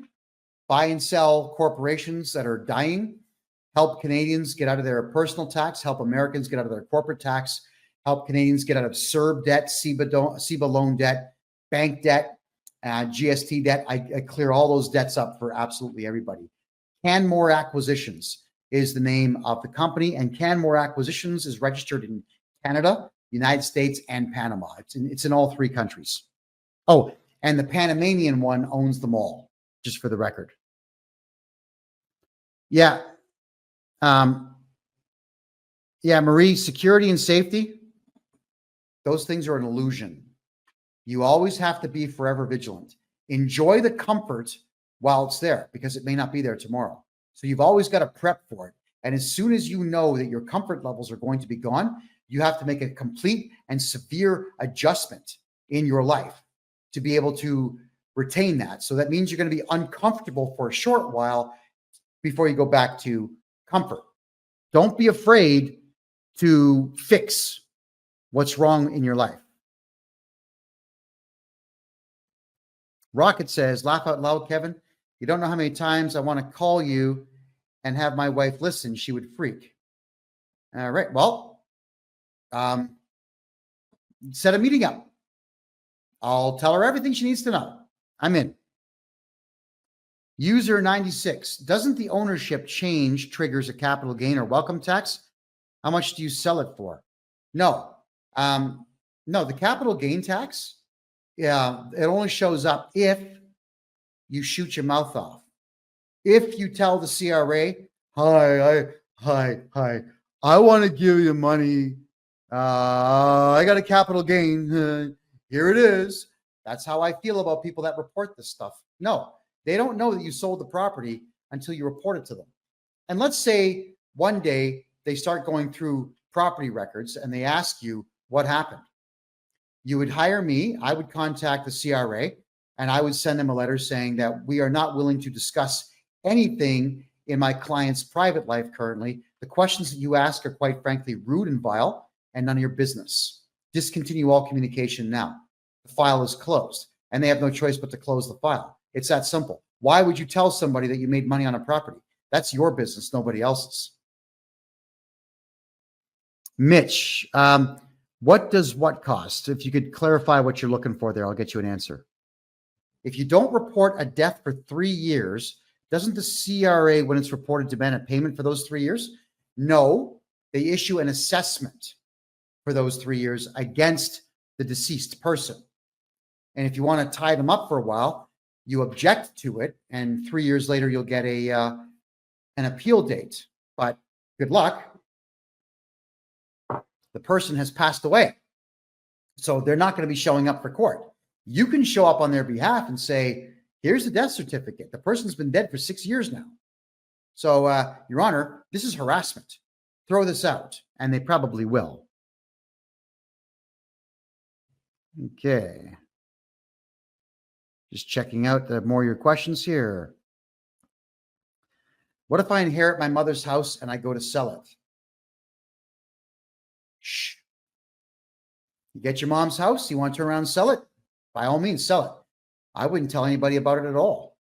Just keep in mind, especially in today's market, you don't really make money selling property. You make money hanging on to it. So I'm wondering, would you not rather hang on to it and rent it out? Would that not be a better use of your time and better use of that house as a resource? I have to leave that decision up to you, but I would say that as long as you keep your mouth closed about what you're doing, there's going to be no capital gains tax. Get a hold of me. I'll make sure there's no capital gains tax. That's just how that works. All right, let me check the Facebook room here. Okay, I'm just going to read. D. Catherine's asking me, what I mean is in the will, it says the property is to be sold and the sales to be divided, but is the house going to be charged capital gains on the sale? Okay, Catherine, good question. Here's the biggest problem with siblings. When mom and dad die, the siblings start arguing. Well, I cut the grass 17 more times than you did, so I get more. And if you can't agree on what to do with the house, what happens? One of the idiot siblings will then put the house into probate. First things first, the lawyer's going to grab $50,000, $60,000 out of the whole thing. And then he'll stretch it out for a year or two to get more money out of it. So by the time you get the house, you've lost half the value. That's the problem. So the siblings, a smart move would just be to put all 3 of your names on the property or get a numbered corporation and all 3 of you become shareholders and rent the place out. Why is everyone in a hurry to sell houses? Man, hang on to them. A house can bring you revenue for the rest of the existence of your family line. Yeah, think about the Rothschilds. They probably own the better part of 1 million homes out there. All of them are making money. You know, being a landlord makes money. So if there is a situation where you've got siblings who are greedy and whatnot, then what we got to do is talk to your parents before they die, and we got to get your parents into a numbered corporation for their property. And then the bylaws of the numbered corporation that owns the house will be dominant over the will because the bylaws have been sworn in. That's it. And the will probably hasn't been. So let's understand that in this lifetime, you should not be fighting with your siblings or anybody else because the lawyers will get all your money if you can't get along. All right, here's a question about tax implications of digital assets and cryptocurrency. It's kind of a long question. With the increasing popularity of Bitcoin and other digital assets, how can Canadians navigate tax implications of trading, mining, and earning crypto? You shut up about it. Quiet. God.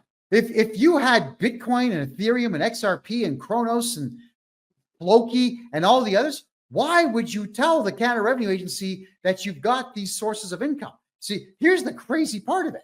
Let's just say, for example, you buy a Bitcoin. 3 years ago, it was 25,000. Now it's 100,000 Canadian. So what are you going to do? You're going to report a capital gain of $75,000 each year that you have it? What if it drops back down to 25,000 in a bear market? The CRA is not going to pay you back on that capital gain. So you got to shut up. The only thing that'll happen is if you're telling the Canada Revenue Agency that you have crypto, is they're going to tax you every year and you will never be able to report the capital loss because they haven't written the rules in there yet for them to return your money to you. So if you've got a crypto wallet, if you've got a hard wallet, even better, quiet.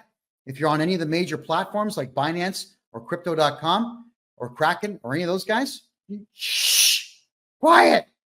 You gotta make sure that you're not talking about what you have because they're gonna want it. Now, they have no way to get it. They're not gonna get a court order to make you release it, but they're going to assess your taxes based on that. All right, that's what's going on there. So shut up. Mverse is asking, are you familiar with revocable trusts? Do I do them? This time next year, I plan to be an expert in them. I haven't done them yet, but I do deal with lawyers who set up trusts. They're expensive. So I haven't been recommending it. We've been hiding everything in numbered corporations because they're inexpensive compared to what a lawyer is going to charge for trusts. We'll get there. Canmore acquisitions will eventually be there. Don't worry about that. A year from now, no problem. What wallet do you recommend to hold XRP? Crypto.com is the one that I enjoy the most.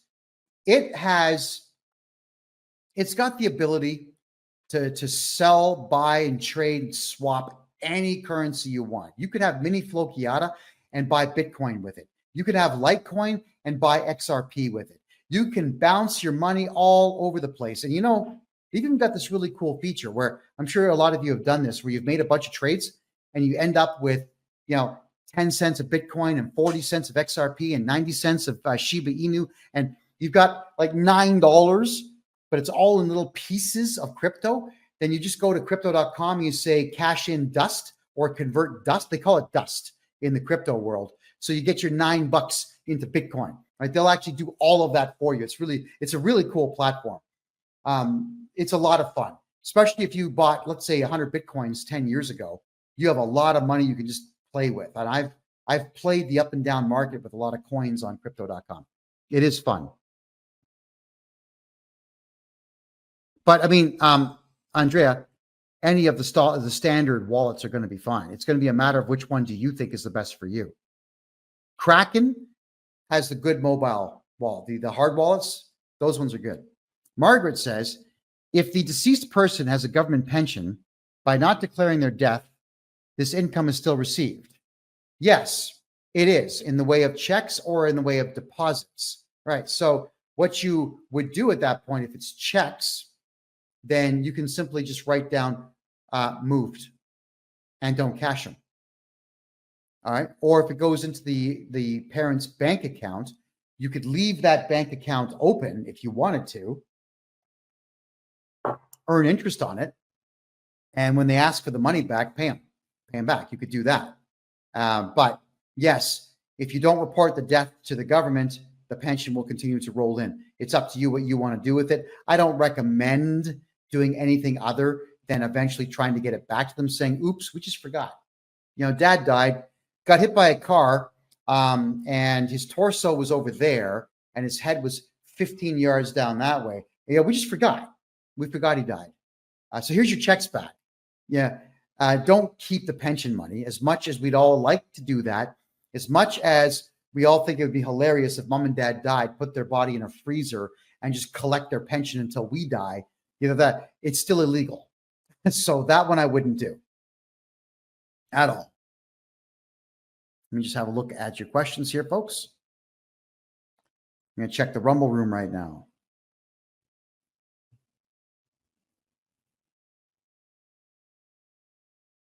I'm just looking at, okay, so it seems on Rumble, looks like people are talking to each other. There's no real questions there.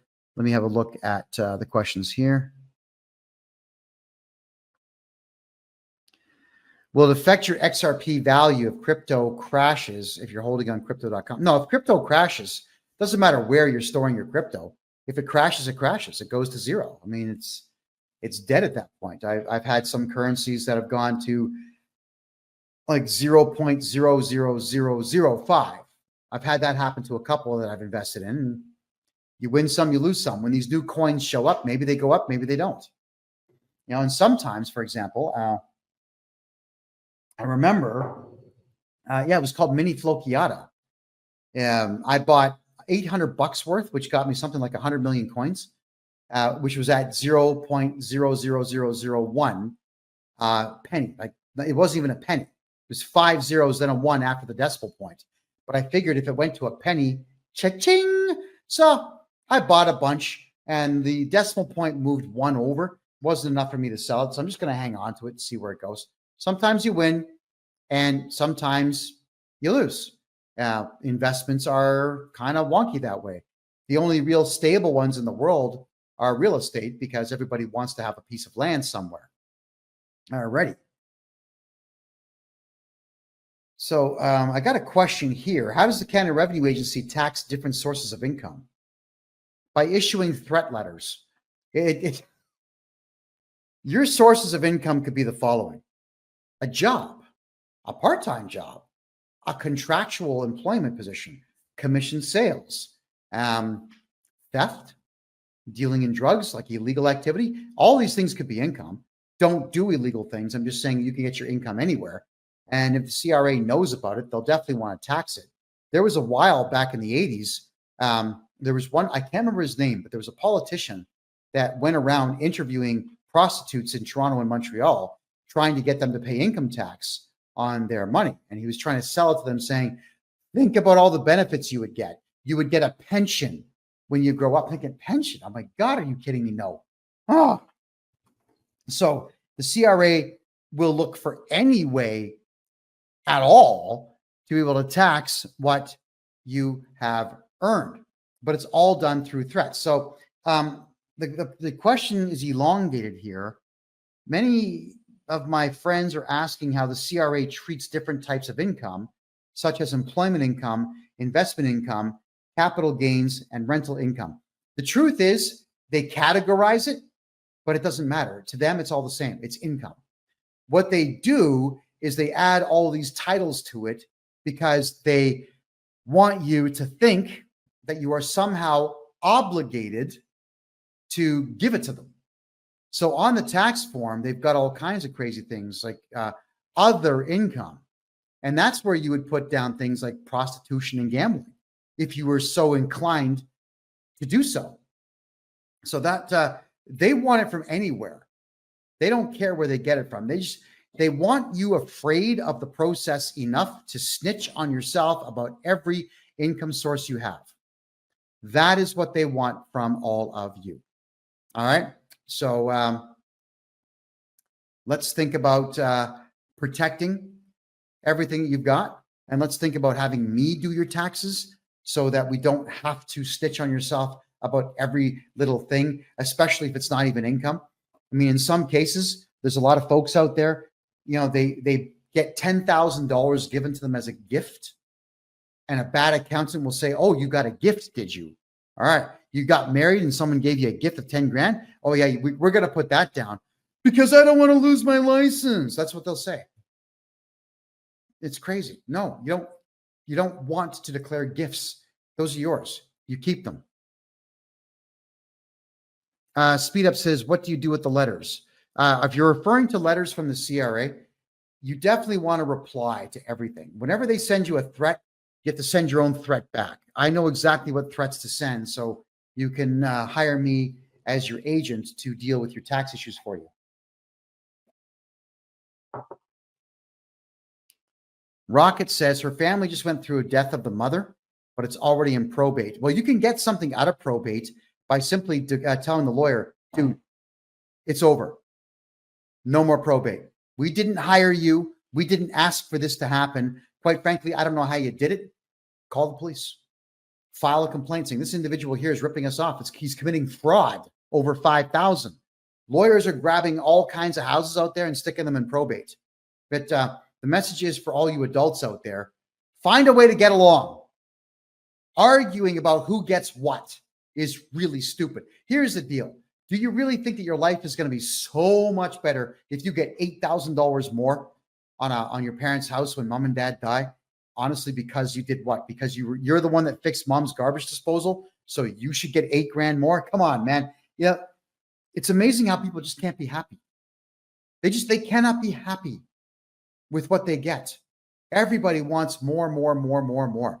And in a lot of cases, it's not even that they want it because they're greedy. They just don't want the sibling to get it. It's about, let's see if we can sabotage this whole thing so that he doesn't get it. It's ridiculous. Get along. All right. But you can get rid of probate lawyers, and you should. Oh, okay. So do I deal with the Quebec government in addition to the CRA? Very difficult. But what we will do is we move the ownership of your Quebec properties into provincial corporations elsewhere, like Ontario or Alberta. Once we do that, then the property, aside from property tax, is no longer subject to the same rules and laws. Quebec is a messed up place. It is as Hitleristic as you can get when it comes to the provincial sales taxes. I would never run a business in Quebec. I would never register any government documentation in Quebec because the province of Quebec, they just rip everybody off. Albeit Montreal and Quebec City used to be beautiful. They used to be party central within Canada. They used to be great places to go. That is no longer the case. And the Quebec government does not really do anything to bring more revenue into the province. They don't exploit their forests. They don't exploit the amount of sunlight that the province of Quebec gets. Like solar and wind would actually do well in Quebec. Those technologies normally don't do much, but they would do well there. And the Quebec government doesn't do any of these things. There's even what's that? It's where you put generators. They're long cables, and they ride up and down on the ocean waves. I forget what that technology is called, but the wave of the ocean generates power. And the St. Lawrence River, especially through Montreal, is very fast moving, and it's very rough. And it could also generate power by having those elongated cables with the generators on them. And the Quebec government's not doing that either. The Quebec government's not doing anything to make money except for stealing it from everybody who's there. I would get out of Quebec if you're in Quebec. Yeah, it's crazy.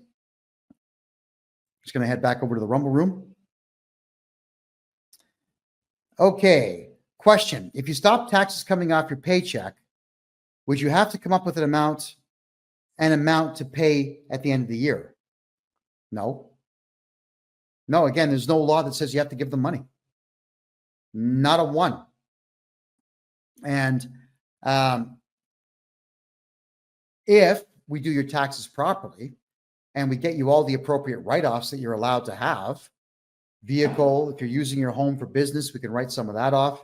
If you're using your vehicle for business, we can write some of that off. It's all kinds of things that we can simply write off. Medical expenses, legal expenses, your accounting expenses. We can write all these things off. Let's get your income down as close to zero as possible. And then we just send in your tax returns, because what we do is legal. If all your write-offs are legal, then we submit them. And the CRA is going to be hard pressed to say no to them because they're going to be factual. That's how we do it. So even if you have a 9-to-5 job, should you still have an incorporated company set up? Yeah. Yeah, you should, because you can use that as a holding company and put all of your money into that corporation. And if you have a 9-to-5 job, you got to be talking to me about all the write-offs that you're allowed to have, which are many. You'd be amazed how many write-offs there are, even if you're on a T4 in Canada. I don't know if the same is true with the IRS in the United States, but there's a lot. You can actually ask your employer to stop taking taxes. Yeah, you can ask anybody anything. I mean, you could ask me to shave my head. I'll decline, but you can still ask. You could ask your boss to stop using the T4 for you. In some cases, you could say, hey, boss, do me a favor. Fire me. Discharge me from this job. Fire me and hire me on contract, because you've got a numbered corporation now, and you just write invoices to your boss, and your boss is going to save tens of thousands of dollars every single year. If you have a company and you're not willing to have robots doing all the job, you want to pay people to do the job, great. Be fair with them. and let them write everything off. Let them have numbered corporations. Put everyone on contract. Forget this T4 nonsense. There's no law. There's no law. There is no law that says an employer must use a T4. Employers choose to do that. Okay, everybody? They choose to do that. And whenever I ran companies in Canada, I always chose to never do that. There's no benefit to it in any way. There was going to be a lot of money I would have to spend in order to write those T4s for people, something I'm certainly not willing to do. So no, I would never in this lifetime do a T4 if I was an employer. You can always give it a shot. There's no harm in trying to get someone to, I guess, see the light. Just present it to them saying, hey, boss, check it out. I'm going to save you $36,412 per year every single year. What do you say? Oh, and it's not going to cost you anything. What do you say? And then you tell them, look, I've got this new numbered corporation. Here's my custom invoice. I want to invoice you every Friday for my 40-hour work week or my 50-hour work week or whatever your number of hours are in the work week. That's exactly what you're going to do. All right, is just bring it forward. It's all in how you sell it. You want to make sure that when you're trying to get someone to do something, you always have to play to their greed. Never say, can I have a favor? Don't do that. It's, hey, boss, going to save you some dough. Check it out. Pre-do your numbers if you need to. Figure out what the actual numbers are. Pre-do them and tell your boss, hey, look at this. I'll save you $37,000, $51,000. I'm going to go on contract. Fire me. There's no benefit to it. The only time I would say don't get fired in that particular fashion is if you have full dental coverage, full medical coverage, full everything. In which case, get veneers done, get everything done you need to get done on your mouth and on your kids' mouths, your spouse's mouth, get all that stuff done, then ask. Take advantage of the company plan if it's there, because those things are used as a I guess a way to get in better talent. And it works. It absolutely works. But I would still rather pay for my own dental. If I was, let's say, being paid $200,000 a year to do a job, if I'm on a T4, I'm going to lose about $90,000 to the government, plus all the extras that go with it. Or, I just keep the $200,000 and I can afford anything. Because even if I've priced things out. If I got, like my teeth aren't bad, but if I got brand new veneers covering my teeth right now, I could get the whole thing done for $6,000. So I'd rather just not pay tax and not have dental. Just pay for my own dental. I'm fine with that. What about nonprofit organizations? Power Love, what about them? If you could expand on your question, please. I'd like to address that for you. All right, here's one. What's the deadline for filing my taxes? What happens if I miss it? April 30th. What happens if you miss it?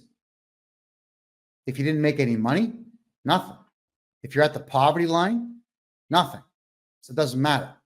What happens if you miss it or you're going to miss it? You fax them a letter telling them that you have brain cancer or your cat's got cancer or your pet snake's got cancer. Somebody's got cancer and you're dealing with it. I need an additional 90 days, and they usually will grant it to you so long as you let them know in advance. So the penalties for filing late only exist if you're not using me as your accounting specialist, okay? That's how it is. Most accountants will just go right ahead and write the penalties in for you because most accountants suck. They really suck. How do I maximize my tax refund? Okay, there's a bit more to it. It's a bit scrambled. Hold on. Okay. Should I be contributing to RRSPs to reduce my tax? No, never. The Registered Retirement Savings Plan in Canada, this scam, I was a kid when this came out. It's a scam. All right. So what they do is they tell you that you can put money into your RSP and save a little bit of tax each year. But then when you take it out at retirement age, they just tax you on all of it. to the tune of 48%. Why would you bother investing in something that's not an investment? And the part that really gets on my nerves the most is that the banks who hold your RSPs or the fund companies that do, they actually will hold your taxes back on that particular day, the day that you cash them all in. Now, there are ways to cash in your RSPs and get about 30 to 40% tax reduction. I know how to do that. It's not easy to do, but it's worth it for you to do. So if you ever want to get some savings on that, let me know. Do not get into RRSPs in Canada or GICs. Forget that nonsense. Buy Bitcoin, buy XRP. You'll make a lot more money on that stuff than you ever will on anything the Canadian government has issued in the way of a savings plan. It's all a lie. It's a lie. Just like tonight's show is called, we got acts, laws, and lies. So we've covered acts, we've covered laws, and now we've covered lies. That is all that they do, is lie to you, to frighten you into giving them money for nothing. Speed up. How do you contact me? Could everybody please put my website address right now in the chat room right here on TikTok, please, so that our good friends can get a hold of me and get their taxes brought down to zero where they should be. What should I do if I make a mistake on my tax return? Call me. We're going to look at the mistake, scrutinize the mistake, and refile your taxes. You could refile your taxes back. They say it's only 10 years, but if you do it my way, you can go back as far as 15 years. You can look at all the mistakes in your tax return, every mistake that was made, and resubmit the correct version. Because the CRA, heaven forbid we give them incorrect information. Oh my goodness. So if you're coming to me to get your taxes done, in a lot of cases, I go back 10 years and I fix every mistake that was ever made by the previous accountants or sometimes yourself.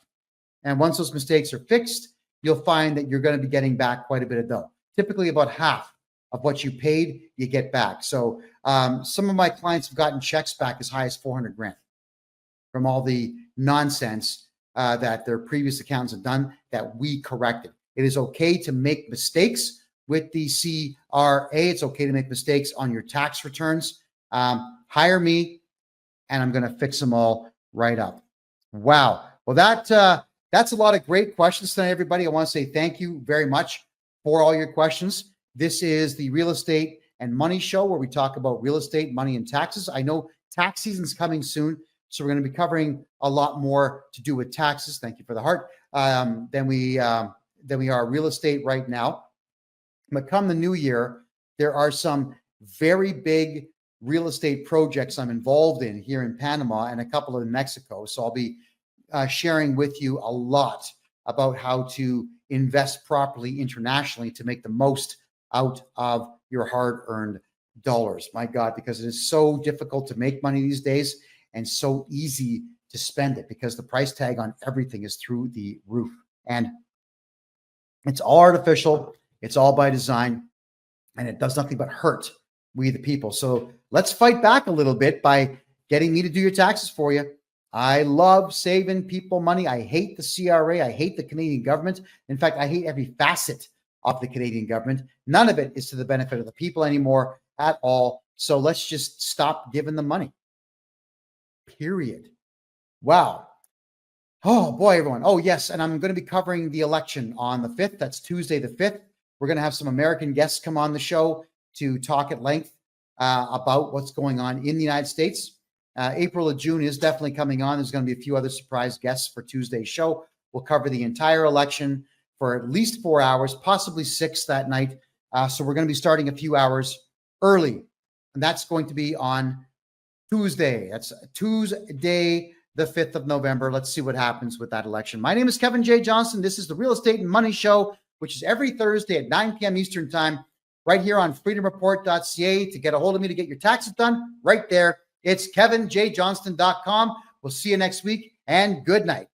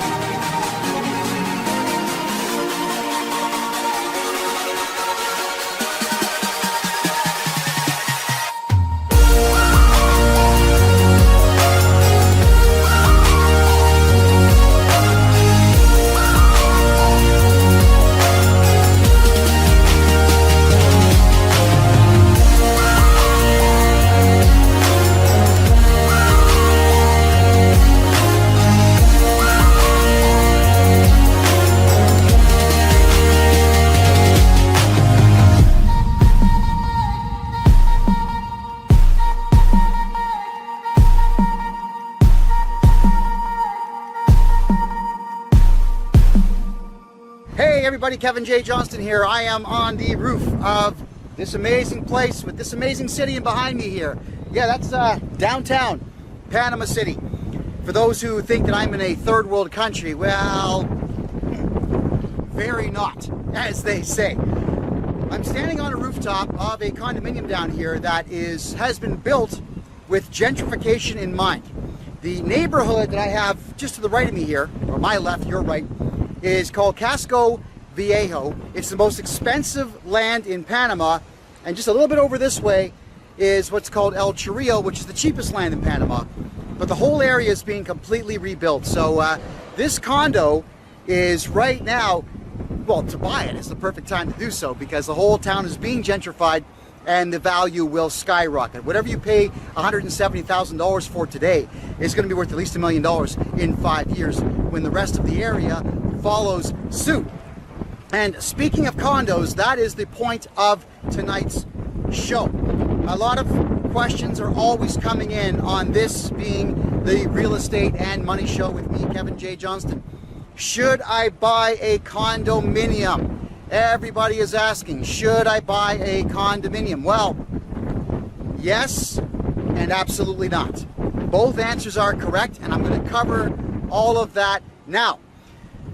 If you're going to be buying a condominium in a place like Panama City here, or in some cases condominiums in larger cities, or even brand new developments in Mexico and El Salvador, the odds of the property value going up are incredibly high. Yes, that's right.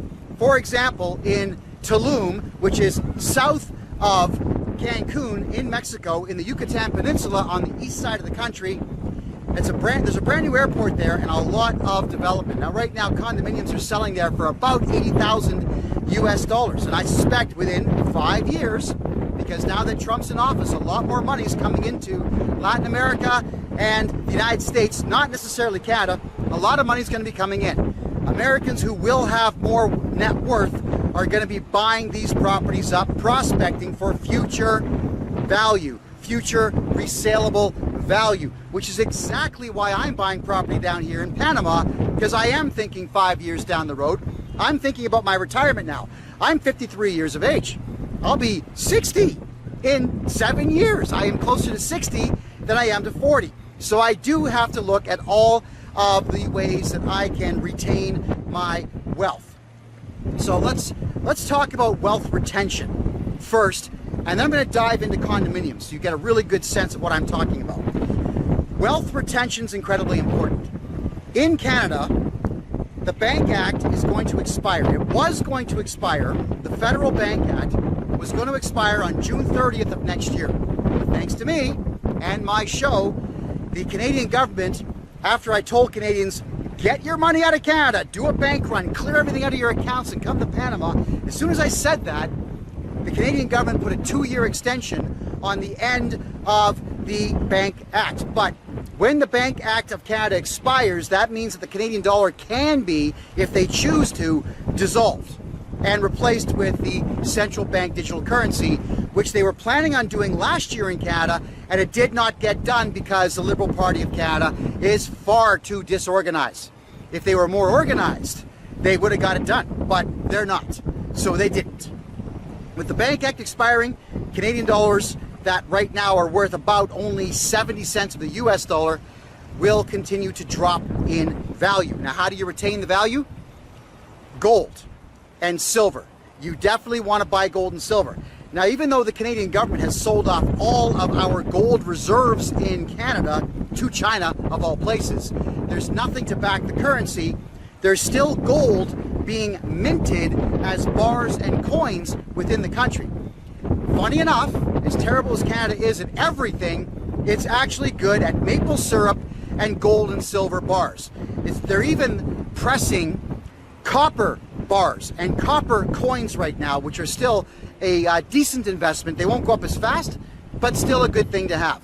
So if you want to retain your wealth, doing it in Canadian dollars is pointless, but doing it in gold and silver is absolutely the way to get that done. There's a lot of information that I can provide to you whenever you buy yourself a consultation with me. I'll guide you down the correct pathway to getting your hands on gold and silver the good stuff, the 99.9% pure stuff. That's the stuff that you want in Canada. Wealth retention also comes in the way of property, real property. When I say real property, I am talking about things that you can live in, all right? You can live in. Let me address one more thing though before I do property. Crypto. A lot of you say, I'm not getting into crypto, it's a scam, they can just shut the electricity off, blah, blah, blah, blah, blah. It's never gonna happen. The world leaders out there are not going to allow the power grids to fail. Why would they want that to happen? All money in the world is digital now anyway, except for gold, silver, and copper bars. All of it's digital. So if, let's say, the Russians did something stupid, like nuke the Ukraine, all they're gonna do is melt all the phone lines that run their transactions on a secondly and microsecond basis. Countries around the world are not going to be firing nukes at each other, and they're not going to be sending out EMPs to knock out the electrical grids, because if you do knock out an entire country's electricity, you can't trade with that country. And the governments know this, so don't ever concern yourself with electricity not being available. You got to keep in mind that CANDU nuclear reactors are still the best in the world, and there's lots of them around the world. In the province of Ontario in Canada, so much electricity is being created in that province that the province of Ontario has to pay the state of New York to take it off the grid. So it's abundance. It's out there. Don't worry about it. Crypto's the way to go. Bitcoin is amazing because it's going to be worth 150,000 US by this time next year. It will enter a bear market early in the year. It might drop back down to about 40,000. When it does, I'm putting every penny I have into it to make sure that I can quintuple my money in the future. Ethereum it's okay. It's mostly used for digital content, video games, music, ebooks and whatnot. But XRP, this is the new up and comer. The Russians have indicated clearly that they want to go with XRP. Why? Because it's only 71 cents Canadian per coin right now, as opposed to $100,000 Canadian per coin with Bitcoin, which means it's going to be more widely available and more widely used by the people of Russia and all the surrounding areas. The former Soviet republics, for example. Imagine Kazakhstanis being able to buy Bitcoin. They simply cannot. So they'll be into XRP. If XRP becomes the official digital currency of Russia, you can expect it to go past $50 per coin. Imagine buying coins at 71 cents and then having them go past 50 bucks a piece. So I'm buying XRP for quick investment income, and I'm buying Bitcoin because that's my digital gold. I buy silver, I buy gold, and I'm buying pressed copper coins. But now, property. You have to have a diverse portfolio if you're going to continue to try to live in Canada or do business in Canada or have some wealth in Canada.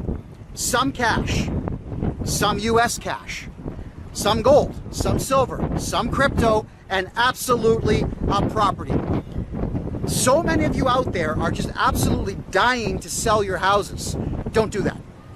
You don't make money selling property. You make money hanging on to property. First off, you get the appreciation value, but then you can rent it out. Let's say you've got a big house. You could rent out not only the top floor, but the basement as well. You could rent the driveway out to somebody who wants to park a car.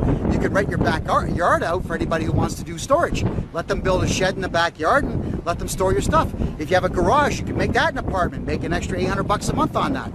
Make money on your property. Don't liquidate it, because what happens to the cash after property becomes cash? It doesn't go up in value. Canadian banks right now are paying 0.01% interest on money. In downtown, right here in Panama City, there's 52 major banks. I made a presentation to the mayor of Panama showing him how the banking system in Canada works, and they all just lit up. What? For $1 million in the bank, you get 0.01%? Put $1 million in the bank here, you get between 7 and 12. Holy smoke, you can make $70,000 a year just in interest, and then let it sit and compound it. My God, Canadians are getting ripped off big time. So you gotta have property. You wanna hang on to your property, but you wanna buy houses, farms, or vacant land. I cannot stress enough about the condominium market. I will talk about Panama shortly. I want to talk about the Canadian condominium market, and I want to talk to you about it so that you fully comprehend where I am coming from. It is absolutely urgent that you understand precisely what I am saying to you now. Condominiums in Canada are the stupidest thing you can buy. It's dumber than buying a car. It's dumber than buying a cup of coffee for $5 when you can make a cup of coffee for 8 cents at home. It's that stupid. In Canada, condominiums are not freehold. Freehold means you own the unit, you own the little piece of patch of grass or whatever around it, you own it. In condominiums, you never actually own it. It's more like a long-term lease. So you might drop $500,000 to have your name on title on a unit, but you don't own it. The condo corporation that owns the building actually owns your unit. And they can, if they choose to, kick you right out the front door of a unit that you own. We saw this done during the fake COVID nonsense, where landlords would say, put a mask on when you're in our elevators, or actually it's the condo groups, and people would say, no, there is no pandemic, I'm not wearing a mask, only to be banned from the entire building. Yeah. So imagine dropping $500,000 on a condo and being banned because some crazy security guard doesn't like your choice to wear something on your face or not. Also, the fees. Let's talk about the fees with Canadian condominiums. The first thing you're going to be paying is your mortgage. That's big. A $500,000 mortgage right now is probably going to be about $2,700 to $3,300 a month in mortgage. Property tax, yeah, you have to pay property tax in Canada. You're in the sky. You're in the air, but you still got to pay property tax just like a house. Because the city is going to say, well, we have to run water and there's sewer and we got to run electricity and blah, blah, blah, and we got to clear the roads. Okay, a little bit of that is true. But the property tax that's being charged right now on condominiums is equal to smaller houses, especially if you're in Toronto and Montreal. Condo property tax is higher than houses on the east coast of Canada. Double what you would find in places like Maine and Massachusetts. Think about that. Then you've got the maintenance fees. That is correct. And the maintenance fees are monthly, and it's whatever the condo corporation decides that they want to charge you for that space. You're in the air. The maintenance is supposedly supposed to cover janitors to clean the place, keeping the elevators running, keeping the lights on, keeping the pipes clean, keeping the AC running, keeping the heat running in the winter, snow removal in the winter in the parking lot, salting the parking lots in the wintertime, cutting the grass, growing the grass, installing Lord knows what in the way of toys for kids outside. If there's a pool, which many don't have, the maintenance on the pool, they'll tag you for everything they can. And I have just recently had a family member come to me saying they found a condo that they absolutely adore, and we went through it. It's 1,000 square feet. It's got one bathroom in the whole place. Imagine a 3-bedroom place with only one bathroom. You're not allowed to expand the closets into another bathroom. They won't let you do it for whatever the reason. The maintenance fees are $1,000 a month on this place, and the property tax is $3,000 a month for a garbage condominium. And the way that they were laid out in the 70s was awful. It even has parquet flooring. You remember that stuff? That's the stuff you're supposed to shovel up and throw in the fire, burn that stuff. I can't stand parquet flooring. It's not even fit for gymnasiums anymore. So there is no value in a condominium. $12,000. Oh, one more thing. A lot of times these condominium corps, they will put the Canadian goods and services tax on top of the fee. In Ontario, where Toronto is, that would be an additional 13%. So the maintenance fee is $1,000 plus $130 in tax, plus the property tax, plus the mortgage, plus the parking space for $100 a month you got to pay, plus. It will be the better part of $3,000 a year for electricity in a place like that in Toronto. It's going to be about another $3,000 for gas, for the gas-powered heater in there. Then you've got your $70 a month for water. It is absolutely crazy to even consider buying a condominium anywhere in Toronto. Now, if you think that condominiums are not like that anywhere in Canada, you are wrong. They are absolutely like that in every single Canadian city. All the fees that you have to pay are just not worth it. The only time you ever want to buy yourself a condominium in Canada is when they do the pre-sale before ground has been broken. Now, I did this once in the past where I had to put a $20,000 deposit down on each unit. I bought 5. Then the following year, I was asked to pay a maintenance fee of $5,000 for each one, which I did. Then I turned around just as ground was broken, and I sold 2 of them, and I doubled my money on them right off the hop. I held on to the other 3 until the building was complete, and I tripled my money when they were finished. I wasn't planning on living in them, and thinking back, I probably should have held on to them because they would have been paying me rent for, I guess, 12 years now. They would have been paying rent. So it's a lot of rent money that I threw away. But at the time, the economy wasn't very good. Jobs were scarce. I needed the money, so I sold what I had. I, of course, don't regret it. I just resent that I couldn't hang on to them. So, condos. If you're not going to be in the flipping game, then you got to walk away. A lot of times with condominiums as well, you can probably get them on a good deal, but they're just not worth it. It is very difficult. Before you buy a condominium in Canada, you got to talk to the condo corp group, and you got to find out what the rules are going to be for making modifications to the inside. In a lot of cases, you're not allowed to modify without first getting a city permit, which you don't have to do for a house. And then on top of that, they want you to get their permit. So you got to sit down and drop a couple $1,000s for the board of directors to sit down and look at your plans and say, no. Then you can appeal that to the same people that said no for $2,000 or $3,000 more, and they'll say, no. Then you got to appeal it in the court. Why go through all that just to be able to replace the floor?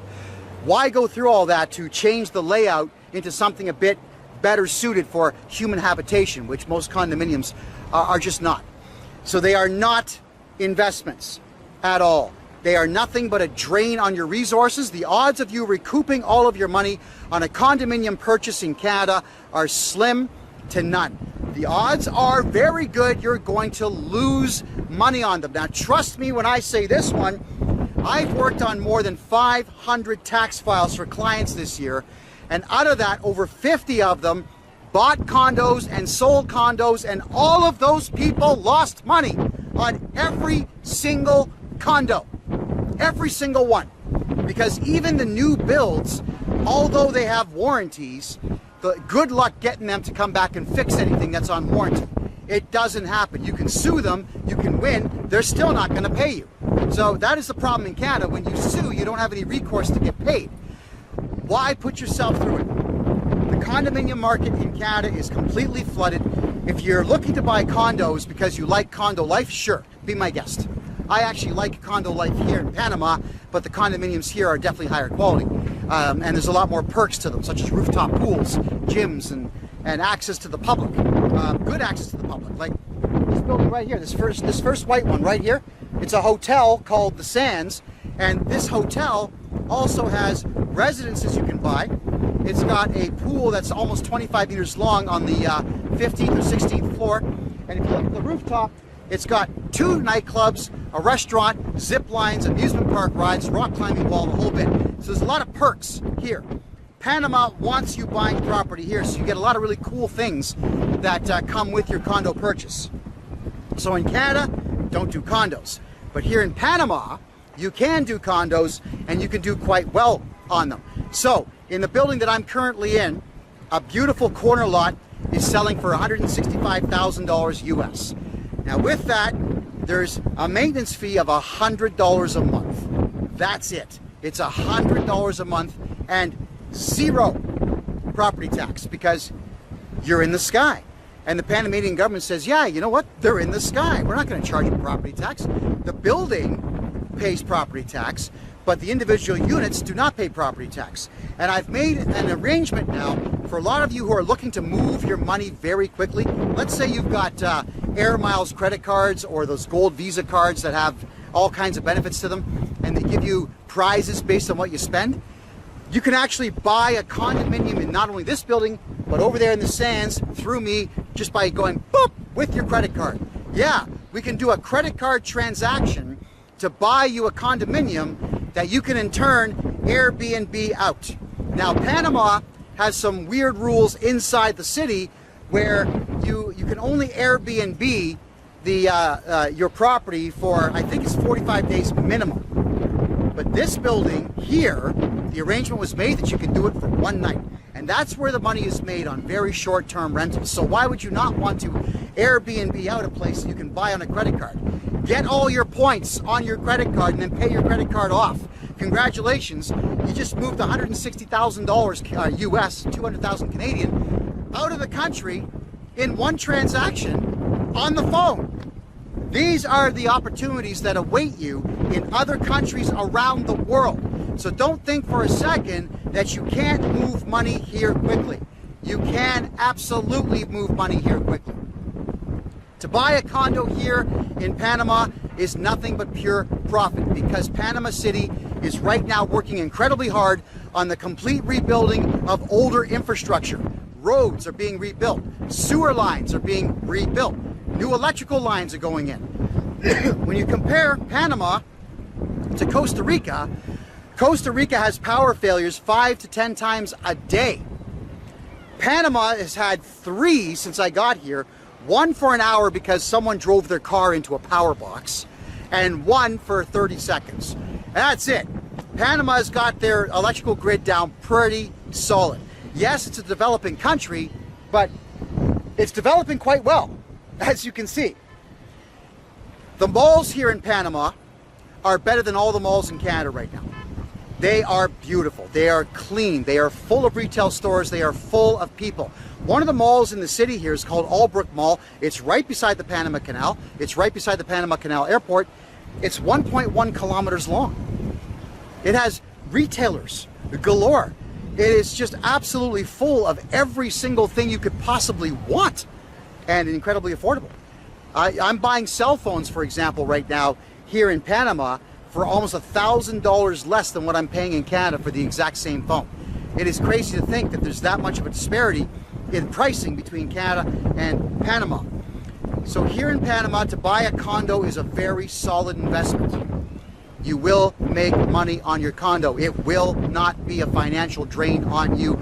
And the fact that you can do it on a credit card and earn all your points and air miles and whatever else you're collecting is absolutely remarkable. Nobody else has made that kind of arrangement, by the way. I am the only real estate guy in all of Panama that can do credit card transactions for entire condominiums. Now, another opportunity that has arisen, one that I identified right away, is on the far east side, a little further east there. There's a lot of office towers where they got hit equally as hard with the fake COVID nonsense. The previous president was crazy. The new guy is never going to do that kind of a thing. So the old president shut everything down, just like Canada, the United States, just like England. And unfortunately what that meant is now the office towers on the far east side of the city are half empty. There are opportunities now to go in with just suitcases of cash and buy entire floors of office towers down here and turn them into your own luxurious condominium if you want. Could you imagine, since a lot of these buildings are about 140 feet wide by 140 foot square, imagine having a whole floor to yourself with a private key to the elevator to get you in there, and private door to the staircase and whatnot. You could have all that. You'd have to make the modifications to it. You'd have to strip all the office gear out, but it would be worth it. You could turn that whole thing into rentals if you wanted to. You could turn the whole thing into an education center if you wanted to. You can buy entire floors of half-empty office buildings down here. Business is done differently here in Panama. So I'm going to explain the business culture here a little bit to you when it comes to property. So if you were to see a house, and the house has a for sale sign, like se vende, thank you. Se vende means for sale. So you see that, and it has a price on it. They might say, I want $140,000. You have your lawyer with you wearing a suit and tie. He's got a briefcase with paperwork, and you've got a briefcase, and I'll do everything through my translator. I'll say, hello, friend, hola, amigo. I want to buy your house, and I'll open my suitcase, and I'll have all $10 bills to make it look bigger. Because $100,000 in cash is only about like that. It's tiny. It's nothing. It fits in one hand. So you got to fill the suitcase up with small bills, and you'll say, I want to buy your $140,000 house. Here's $85,000. Now, and here's the lawyer to sign everything. And they'll say, okay, yeah, because to them, American cash is actually worth more than property. The culture has not evolved enough yet for them to look 20 years down the road and think about gentrification and think about the capacity to split their lots up into 2, 3, 4 lots and so on. These are things that we do in North America, but we've got, you know, a good 50-year head start in that type of a concept. So if you are looking to buy land here, show up with cash and your lawyer, and you can buy whatever you want for the price you want to pay. That's how it works. So if you want to do anything here, cash is king. It is very easy to get cash here in Panama, and it's actually very easy to open up bank accounts here in Panama. There's 52 big banks in this city right here. 52 big banks. If you want to open up a personal bank account, if you're a Canadian or an American, it's 950 Canadian dollars. It'd be about $725, $730 US right now.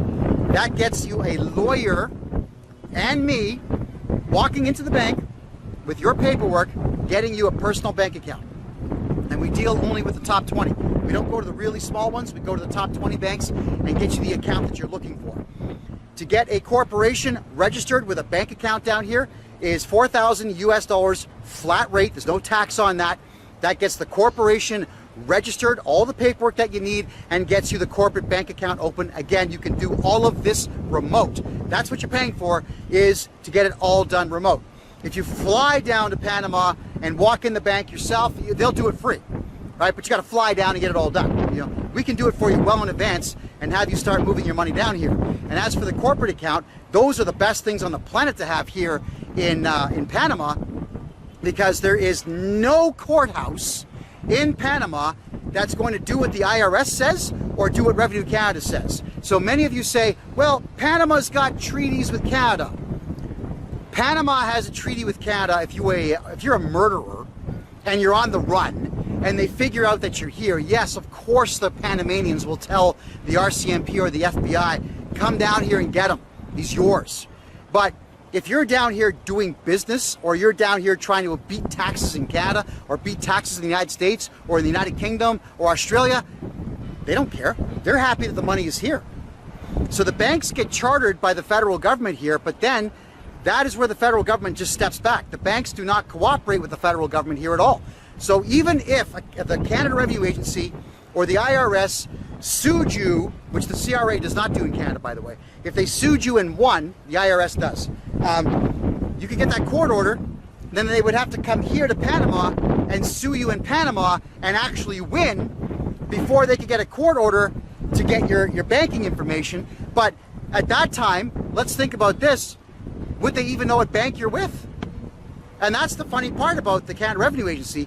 They know what bank you're with in Canada because all the banks are chickens and they report everything to the banks. But the banks here are not reporting anything. So your money is 100% safe down here. But always do it in a corporation. If you're looking to hide millions, do it in a corporation. If you're looking to earn interest on your money, then you open what's called a foundation down here, which is the same thing as a not-for-profit corporation. A foundation acts as a holding company where you can have bank accounts that earn interest. So you get the same interest rate on your foundation bank accounts as you would on your personal bank accounts here in Panama. Now that is the best way to protect family assets. So the foundation becomes something that just gets passed down to the next of kin instantaneously. It's the same idea as having a family trust or a numbered corporation in Canada where someone dies, the shares just get split. Now I'm going to explain that one for you right now. In Canada, the Canada Revenue Agency, they do things like put not liens on your property if they say you owe taxes, but they're called writs. So the writ that they would put on your house is actually not a lien. It can be beaten by filing a motion in the court to have it lifted. And the odds of it being done are actually quite high because they didn't get a court order to put that writ there. They just went ahead and did it. And it's the same idea as a contractor's lien. If you put a lien on someone's property, you still have to perfect the lien by filing the lawsuit and showing all your evidence as to why it should be there. Because the lien can be argued to be removed in the future. So why give them the opportunity to put liens on property at all? Why not register a numbered corporation in Canada? I can do that for you. It's cheap, it's fast, it's done in 3 days. We declare it a holding company, and then we have that numbered corporation added to the title of your house or your condo or your farm or your collector cars or whatever you've got, and then we remove you a month later. And that way the numbered corporation now holds that property. Then we're going to make sure that we declare it just a holding company in your corporate bylaws, which I will write for you. We'll get them sworn in, so you're going to make that gesture with a notary public and say, I swear everything's true. And once that is done, whatever the corporate bylaws are will actually circumvent whatever your will says. That's something to keep in mind, which makes it powerful and means the property can never go into probate. I'll explain that just a little bit further here. So let's say, for example, I buy a house in Toronto, it's worth $1 million. Let's just say for the sake of argument. And because I've got kids, what I would do is I would have myself holding 51% of the shares, and the kids would split the 49. But in the corporate bylaws, it would state that whoever dies, the shares that remain get divvied up equally amongst the survivors who are part of the corporation. Should all parties die, the corporation will then be transferred to ex, brother, cousin, friend, ex-wife, ex-lover, doesn't matter who it is. I can designate in the corporate bylaws who it goes to, which will absolutely annihilate the capacity for any lawyer to grab the property and stick it into probate. Because this is something you have to avoid. Lawyers right now, there's too many of them in Canada. They don't have anything to do. You don't even have to go to them anymore. You can go to ChatGPT and say, hey, ChatGPT, write me a lawsuit under the laws of the province of Saskatchewan, and it will. It'll ask you what to put in, so you just dictate, you speak, you tell it what you want to say, it'll write the lawsuit for you. You don't need lawyers anymore, and lawyers know this, and AI is only gonna get better. Never worse, always better. So these lawyers are looking around and trying to find people who are old. They're looking for senior citizens. They're going through records. I don't even know how well, I do know how they're getting them. They're getting them through Terranet.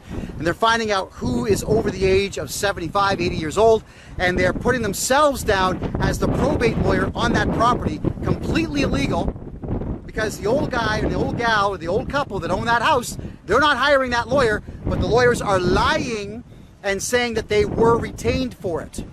So what they will do when they find out the house the person has died, they will just get a friend of theirs to write them a check or a money order and put that in the bank so they can say, no, look, we got a $10,000 retainer here. Then they just take the $10,000 out and give it back to their friend. That's what lawyers are doing in Canada right now.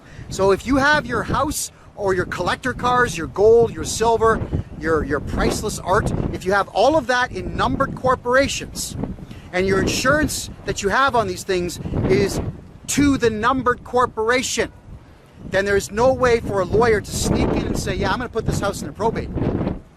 It's not possible. It can't go into probate.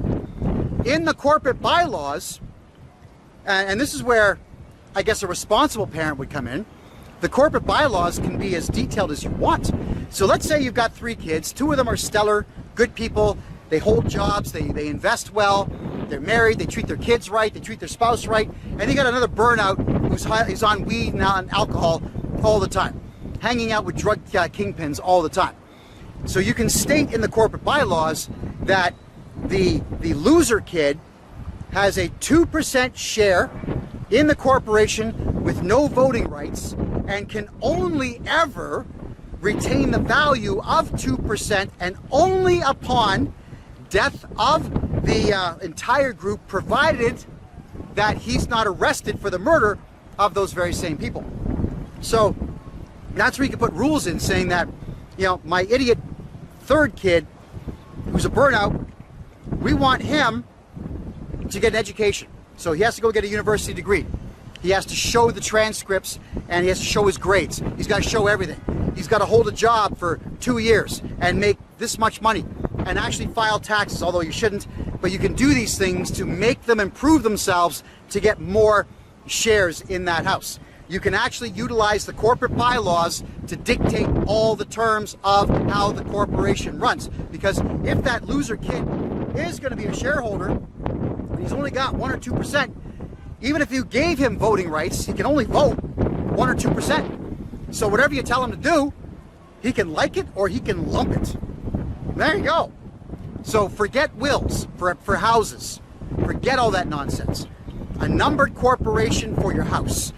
Ideally, you want another numbered corporation for all of your savings and all of your money, because you can put your money there. These are not corporations that make money. So you don't need goods and services tax numbers. You don't need harmonized sales tax numbers. You don't need PST number. You don't need any of that nonsense.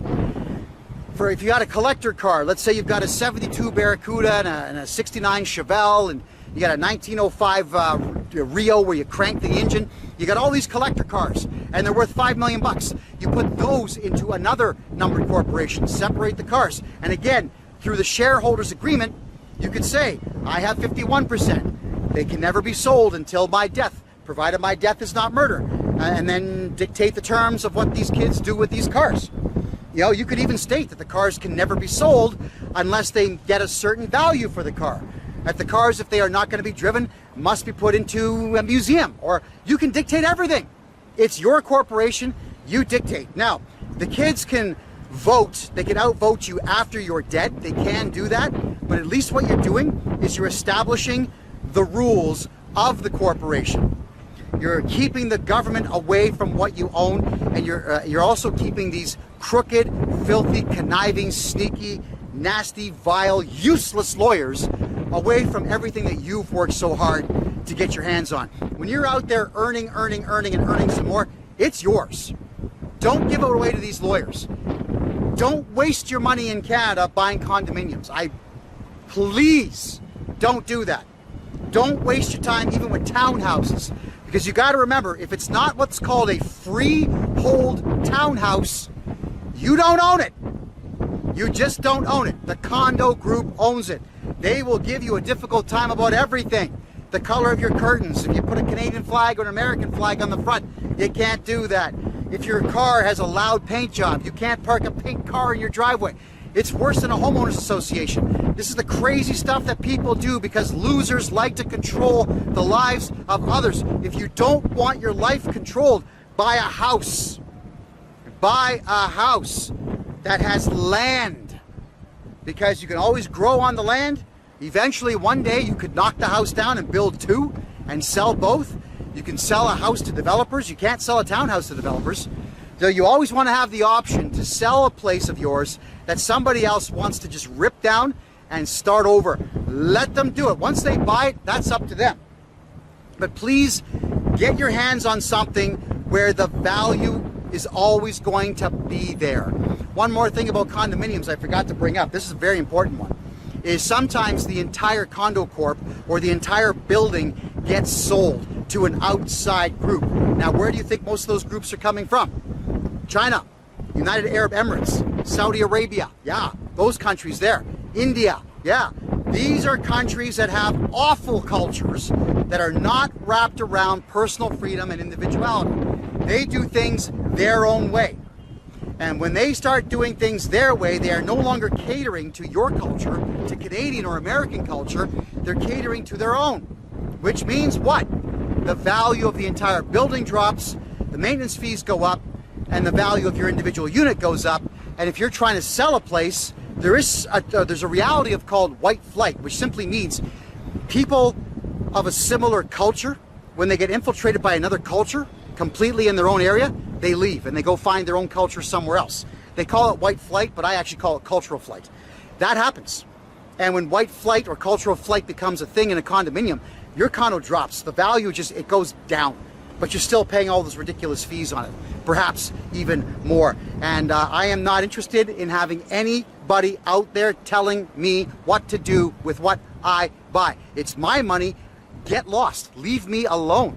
But in a condo, no one's going to leave you alone. And all these stupid videos that we have all over YouTube and TikTok now, where you've got, they call them the Karens. You know, the individual people, men and women of all ages, who start shouting at people that they don't recognize walking in the front door of the lobby of the building that they live in. You know, and the police have to get called. It becomes a big waste of time. Do you really want to spend your time around people that you don't know in a failing economy in Canada, hopefully a better one now in the States with Trump in office. But do you want to be around people that are angry because they're broke in a broke country? I'm sure that we can all agree that you just don't. The answer to that one is going to be a resounding no. I mean, here in Panama, I bought in a building where the vast majority of the owners are Americans, Canadians, Brits, and so on. So the culture is very similar. Panamanians staff it. So the security guards and the cleaning staff and the maintenance staff and whatnot. And you know what's awesome about Panamanians? They are eternally grateful for the jobs. Because when they're working for American, Canadian, white companies like this, well, then what they will do is, first off, they'll do a much better job because they want to keep that job. And secondly, they get paid more than the average does at a Panamanian company.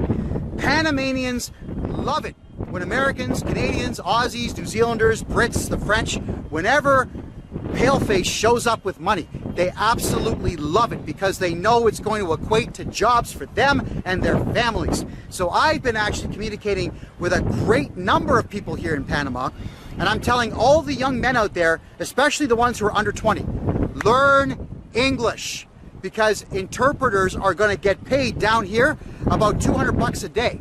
You know, I've got an interpreter that he comes with me whenever I go on business. So I'll call him the day before saying, be at my door. You got to get to my door. I want you there for 8 o'clock in the morning. I pay him 200 bucks. He drives me around for the day. He translates everything for the entire day. I mean, I buy dinner. He's a hell of a guy. And I get all the work done that I've got to do. But translators down here who don't drive around, that just do the translations, they're like 20, 30 bucks a day. All right? I like to pay fair because when I see someone who brings a lot of value to my life, I'll pay them for it. But you can get away with the lower budgets down here. Because in a lot of cases, a Panamanian family, the whole family only makes about 2,000 US a month, but they're happy because they can pay all their bills with that, and they can actually put some away for a rainy day.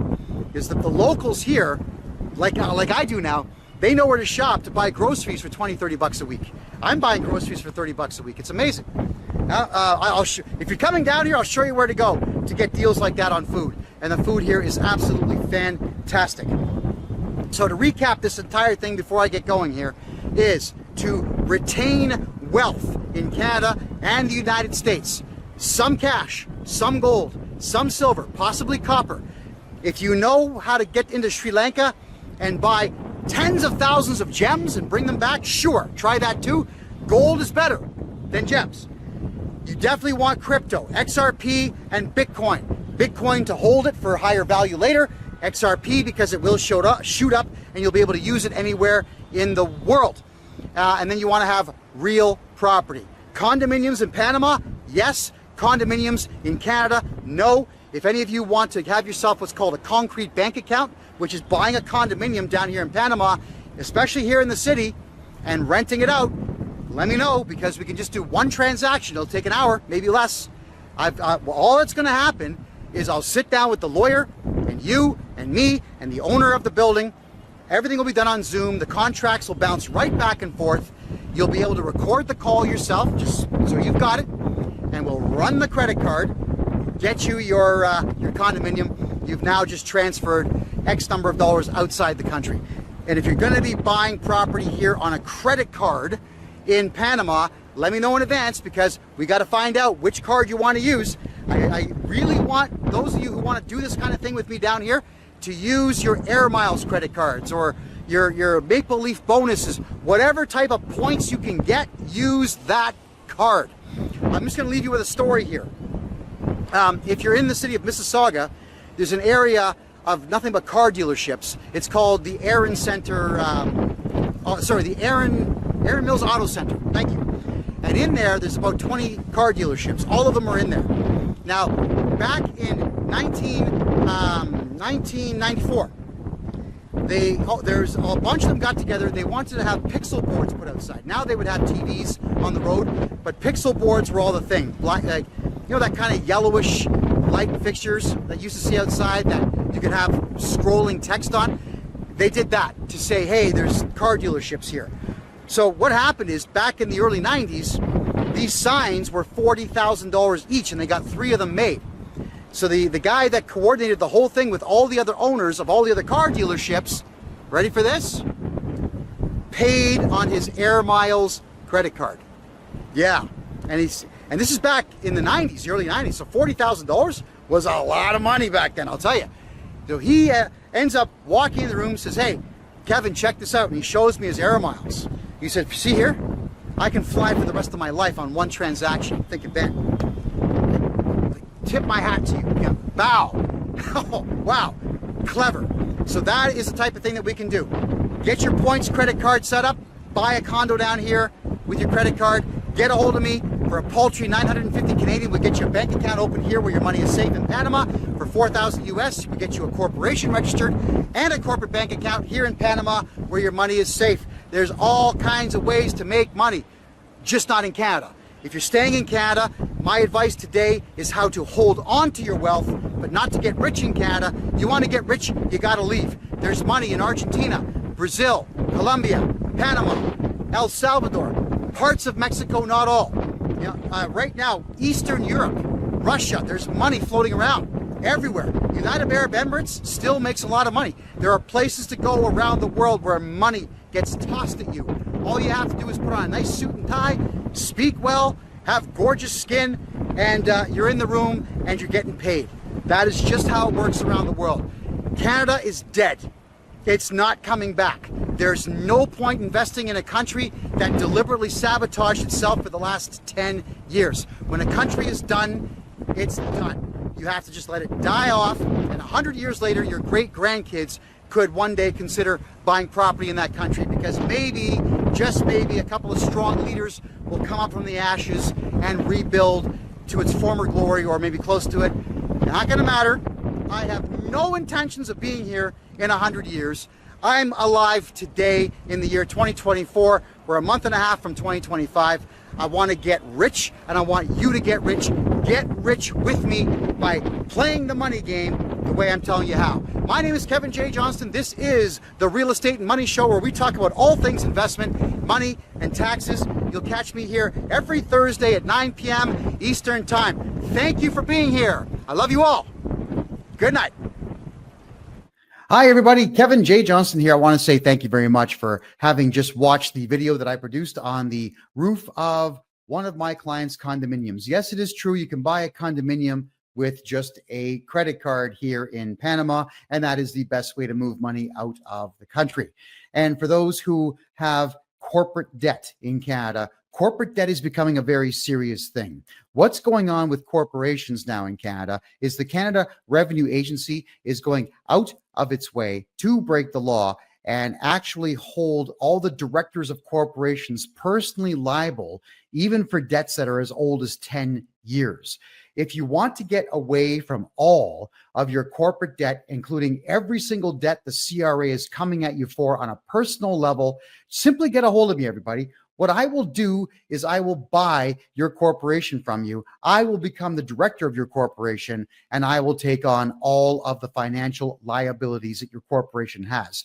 That includes income tax, payroll tax, GST, HST, and PST, all of the above, anything to do with bank loans or corporate credit cards, or bills that you owe to any particular supplier for any reason. And don't forget the CEBA loan, or even repayable grants. If there are any debts that you have whatsoever in Canada, the CRA is going after directors of the corporations. No matter how long ago you were a director, they are trying to get your personal money. This can all be fixed by offloading the corporation. You got to sell the corporation to me, because if you try to go bankrupt, it'll take about $70,000 and 3 years to not be discharged. The CRA is not allowing dischargings now on corporate bankruptcies, which is highly illegal and unfortunate, but they are getting away with it. And if you simply shut down the corporation and expect that to work, I'm going to tell you now, it truly will not. The CRA is going back and looking at all corporations that have been dissolved or just simply let dissolve on their own through inaction and through no business. And they're looking up who the directors are, and they're going after directors of those old and defunct corporations personally. You might have to just get a hold of me so we can revive your old corporation and then sell me that corporation's debt, so the CRA and your old suppliers can never come back at you for absolutely anything. Protection of what you have is key. And what the CRA does, albeit is illegal, they are still getting away with it because sometimes the courts do side with them, but not as often as you think. Once the corporation has been sold to me, you'll be signing a non-disclosure agreement stating that you cannot talk to the CRA about the corporation that I have purchased from you, which gets you off the hook completely. And I'll be contacting the Canada Revenue Agency and forcing them to prove that you had a corporate debt in the first place. That is correct. The CRA almost never has any records whatsoever of any of your taxes. What they have instead are assessments. And an assessment in Canadian tax law, if you could even call it law, is simply a guess. The Canada Revenue Agency has taken one wild guess as to what it is that you owe them, and that is what they are telling you that you owe. That is what they are basing all of their criminal harassment on, is a guess. And it's not even individual people doing it anymore. They are utilizing very poor AI software to judge what you have done in the past and to send you the according assessments to go along with what they think that you could possibly pay in the future. So if you were to have made, let's say, a $50,000 profit last year, they will judge you at about a $70,000 profit this year and tax you based on that. That is exactly what they do. It's all lies. It's all guesses. All of the numbers are completely arbitrary. And the only way for you to get around this is to have me do your taxes for you and then buy your corporation and take away all of that debt from you. The last thing that you want is to deal with the CRA. Let me deal with the CRA. Sell me your corporation right now. Get a hold of me right here at kevinjjohnston.com. I can't wait to sit with you for the hour consultation. If you do decide to sell your corporation to me, then I will refund the consultation fee because then we are doing a much larger scale of business. I want to have as many of you as possible no longer paying taxes in Canada, and I know exactly how to get that done.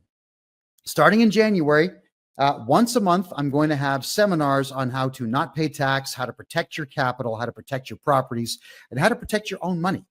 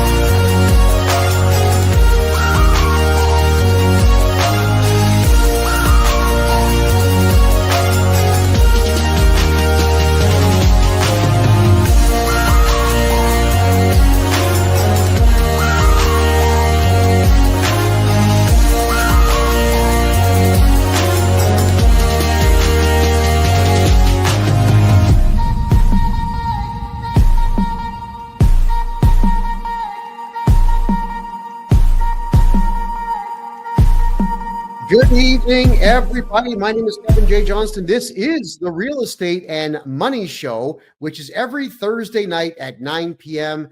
Eastern Time. And due to popular request, tonight we're going to be talking about the truth in Canada about wage garnishments and frozen bank accounts that many of us believe mistakenly happens because the CRA has access to our banks, which you're going to find out tonight, really what the truth is on that. And I want to say thank you to all my American friends for being here, and thank you to all my Canadian friends for being here.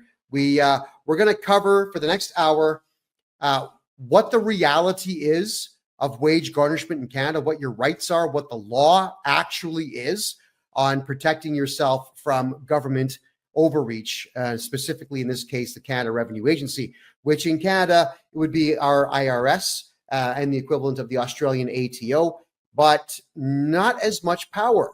In fact, nowhere near as much power as either the ATO or the IRS. We are going to talk about that. But first thing is first, everybody.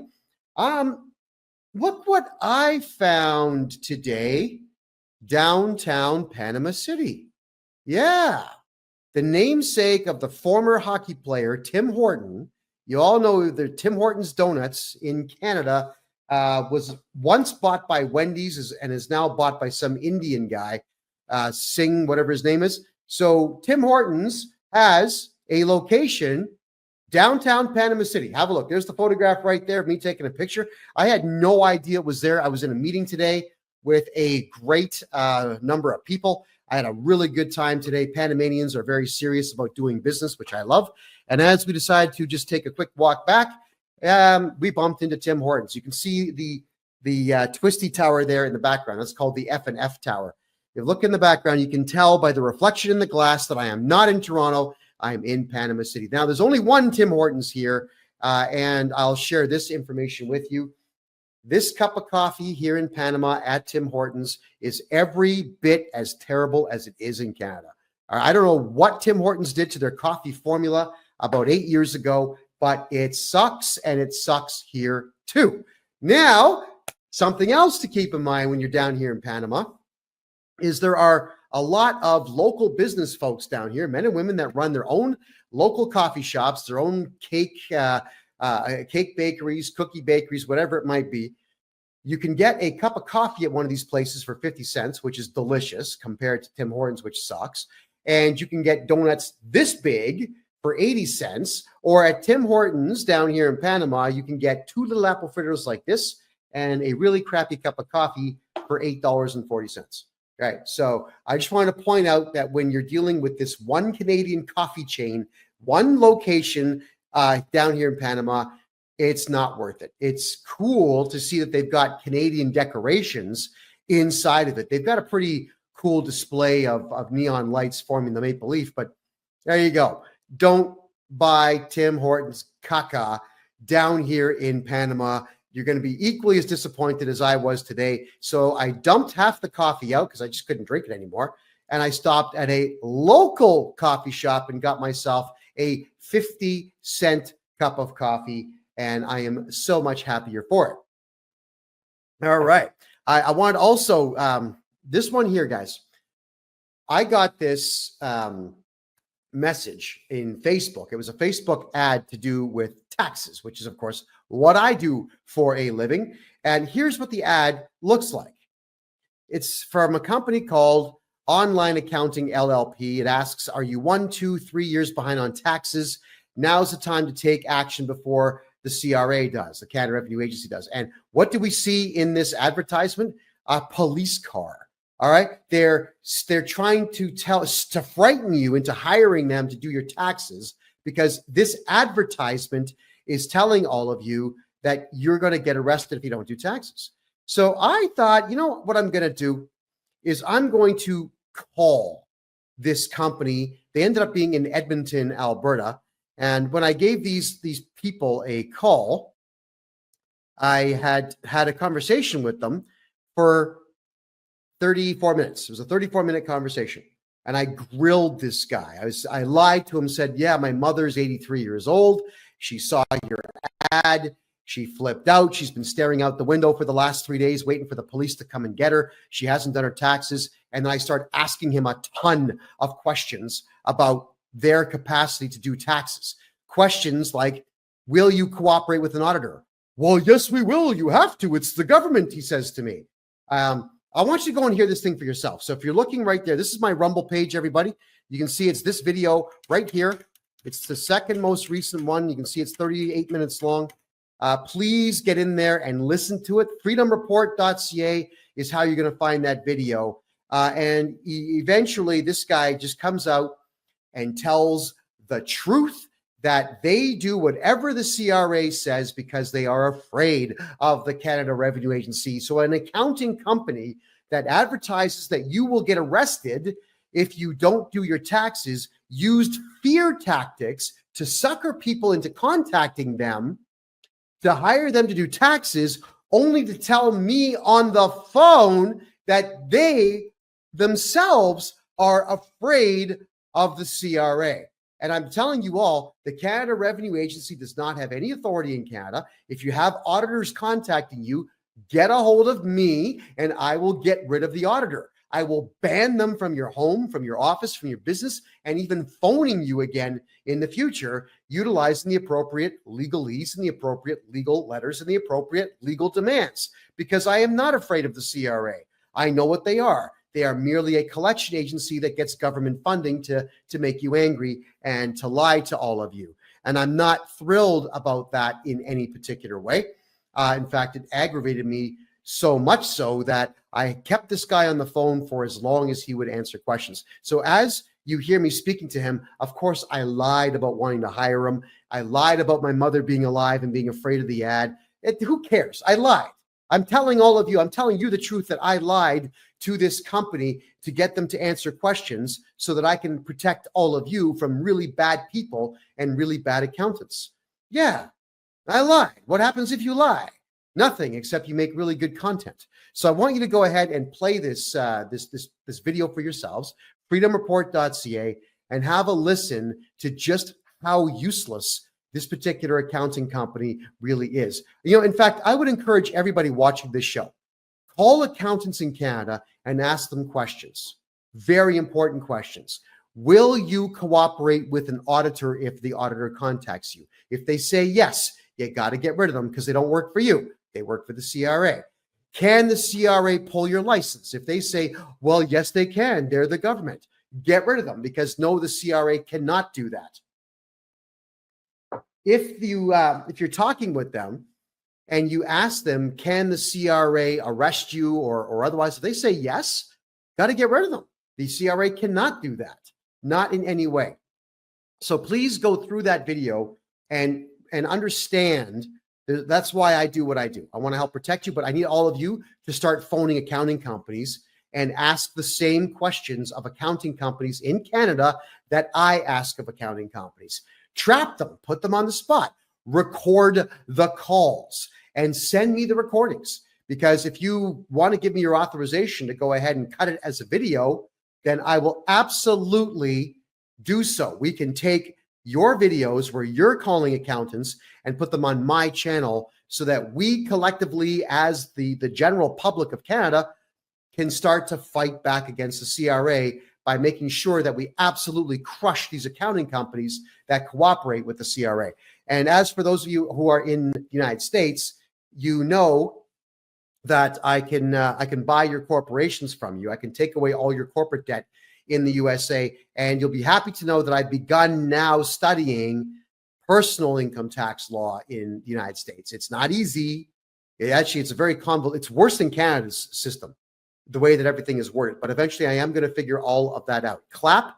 If the CRA seized your bank account and took your money, you got to get a hold of me. I'm going to repair your taxes for the last 10 years and get that bank account unlocked and get your money back for you. That is exactly what I do. I will go back 10 years and I'll find every single mistake that previous accountants have made, get you back your money. Now, tonight's show, we've got 45 minutes to review what is really going on when banks seize your money. In Canada, we have laws, and laws pertain to all of us combined. It's the rule for all of society. But in Canada, we also have what's called an act, ACT. An act is not a law. It's a series of rules that govern a set portion of the population, specifically those who have a set job, like the Canada Revenue Agency, to which the Income Tax Act and the Excise Tax Act will govern what they can and cannot do. But the act, it's not laws. And the acts do not pertain to we the people at all.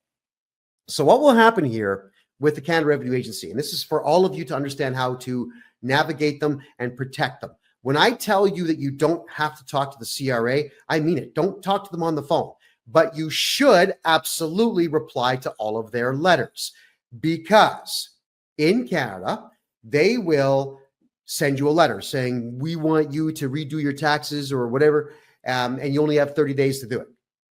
Don't ignore the letter. Hire me. I'll send off the letter saying, thank you very much for your letter, and we need 120 days to get these taxes done for you. And there's nothing that they can do at that particular time because it's a legal command. Then what will happen here, let's say you don't hire me. What will happen after the first letter? If you ignore it, they'll make 3 phone calls to you.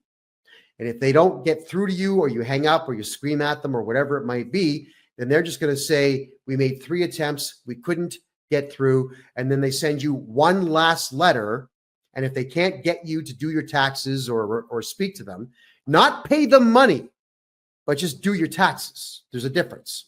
If they can't get you to do that in Canada, then what they do is they send out a requirement to pay letter to your bank. Now, they know about your bank only if your social insurance number, the 9-digit code you get when you're born, or when you're, I guess your parents get you one, that is attached to your bank account. The way you protect yourself is have a corporate account where you are not the director. I'll explain that one in a future show. But they will then send out the requirement to pay letter to your bank. Now, it does not mean that they know what's in there. The bank is actually not allowed to tell them what your balances are. But when this requirement to pay letter gets sent out by the Canada Revenue Agency, the banks automatically just pay them, right? The banks are not in any way, shape, or form obligated by law to give them any money. In fact, the bank could just make a phone call saying, listen, you're suggesting that I steal somebody's money and give it to you. And you're suggesting that I do this without a court order. The banks could say, who do you think you are? The answer is no, we're not going to do that. But the banks don't do that. Do you know why? Because Canadians don't turn around and file criminal charges against bank managers, which you have the right to do. It's your money. It's been stolen from you. Canadians don't sue the banks, which you should. I've sued almost every federal bank in Canada, usually for selling my information to third-party individuals that phone me up trying to sell me stocks and bonds. I always sue the banks for about $5,000, typically between 5 and 10, and they usually will settle out of court for about $3,000. It's a free $3,000. I take it and I just sign off. Okay, no, case closed. Thank you. But you've got the right to do this, and Canadians don't do it. That's why these requirement to pay letters go out to banks, and the banks just fold up and say, oh, okay, here's the money, because they know you're not going to do anything about it. You can, and you should, but they know that you won't. And that is why when a lot of you get onto my videos and you tell me, hey, Kevin, you don't know what you're talking about. The CRA has authority. They stole my money. They took my money out of the bank. No, they did not. They sent a letter to the bank that was not a court order, and the bank chose to give your money to them. There is a very big distinction that must be made when you are considering the banks cooperating with the Canada Revenue Agency. It is the banks that are completely and totally liable for your money being handed over to the CRA when that is exactly what happens to you. All right, Clap is saying, specifically told my bank not to take my money out of my account to give it to the CRA. Again, Clap, you got to get a court order, a real simple one. It's called a motion in the courts. You file a motion in the court, you subpoena the CRA, they're not going to show up. You tell the judge that they took it out without a court order and you want an order to put it back, and the judge will give it to you. That's all that it takes. It's just a request from the judge, because for the CRA to issue that letter, it's not a lawful command. It's just something that the Excise Tax Act says the CRA is allowed to do. But we're going to read this to you so that you understand it. In fact, I had a really good conversation with a private bank owner. I'm not going to tell you who, but I am going to say that I'm very, very grateful for the time he spent speaking to me. And he sent me off a letter stating that even private banks are subject to this. And his lawyer sent me over two things to consider about why the banks would hand your money over to the CRA. And I'm going to cover them right now. The first one is the Excise Tax Act. And that is section number 317. I'm going to share that on my screen right now with you. All right, let's get this rocking here. Excise Tax Act. And okay, here we go, everybody. This is section 317 of the Excise Tax Act. And I'm just going to read it verbatim and explain it to you. Garnishment. 317, subsection 1, if the minister has knowledge or suspects that a particular person is or will be within 1 year liable to make a payment to another person who is liable to remit an amount under this part in subsections 2, 3, 6, and 11, referred to as the tax debtor, the minister may, not must, may, by notice in writing, require the particular person to pay without delay. All right, so let's cover this first paragraph here. The minister, which is just some jerk. It's not the minister. It's not the Minister of Finance in Canada. It is just some jerk who works for the Canada Revenue Agency that writes a letter and sends it off to the bank. So if you hear what it says, the minister, or in this case, the CRA loser, may, in writing, require, which is to request, not you must do, it's just a request, require the bank to pay without delay. Or anyone for that matter. It doesn't have to be a bank. It could be your bookie. It could be your job. It could be your life insurance policy. So when the CRA sends these letters out, it's the bank who receives it, and it's the bank who says, yeah, okay, I'm going to do what we're told. Let me finish here. If the monies are payable immediately, and in any other case, and when the monies become payable, the monies otherwise payable to the taxed debtor in whole or in part to the receiver general on account of the tax debtor's liability under this part. So, translation. If the CRA says you owe money, you never owe the CRA money. They say you do, and there is a difference. If the CRA says to your bank, Kevin here owes money, and if you have money in your account that you would normally let him have, give it to us because we want it and we sent you a letter.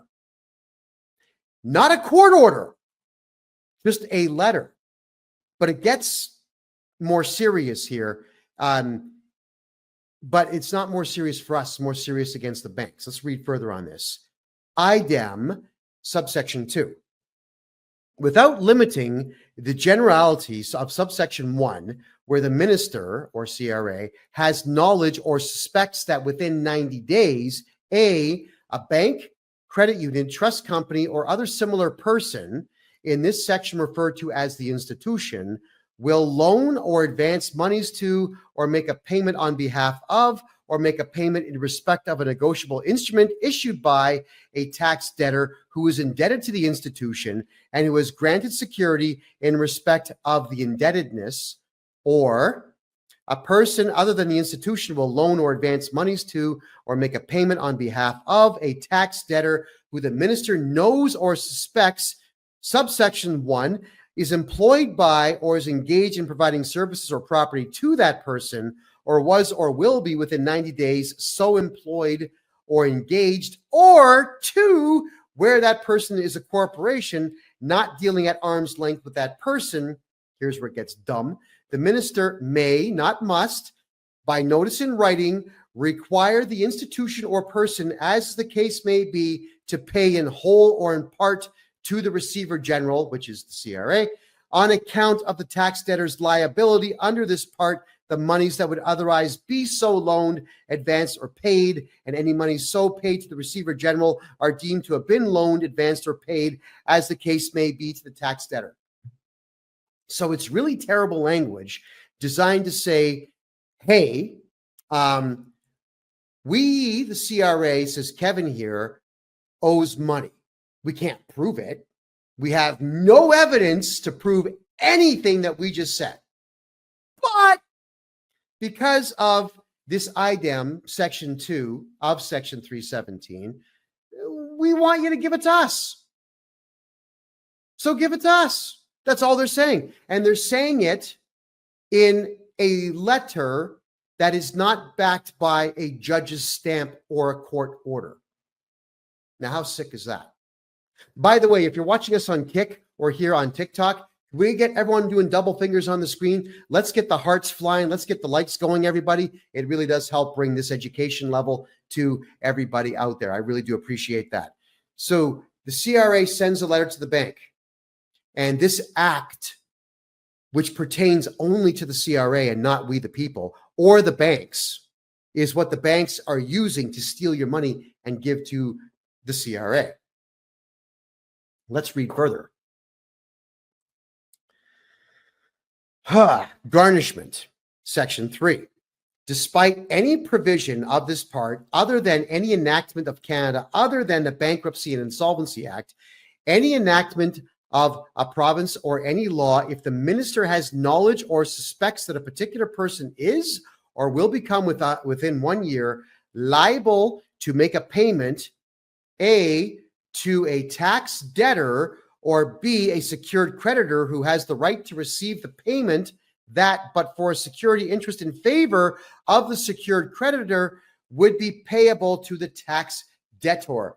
You know what they're saying here? Let's say you've got a court order to pay child support, and if you don't pay it, you go to jail, according to the court order. The CRA says, yeah, you know what? Don't pay the child support. Give it to us. Let him go to jail, but give it to us anyway because Section B says so. But it's not a court order. It's not a law. It's an act. The minister may, by notice in writing, require the particular person to pay without delay. May, not must, and not can, but just may, which means it's discretionary, which means he doesn't have to, but they do anyway.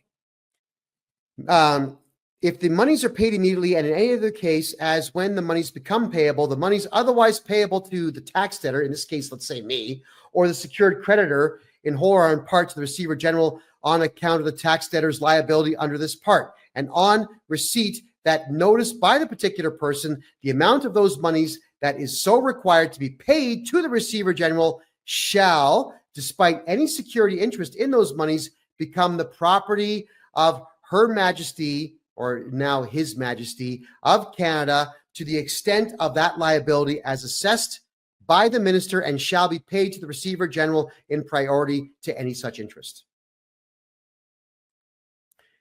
So, if you've got a mortgage and you have money in the bank, the money has to go to the CRA and not your mortgage, so you lose your house and now you can't make money to pay the debt.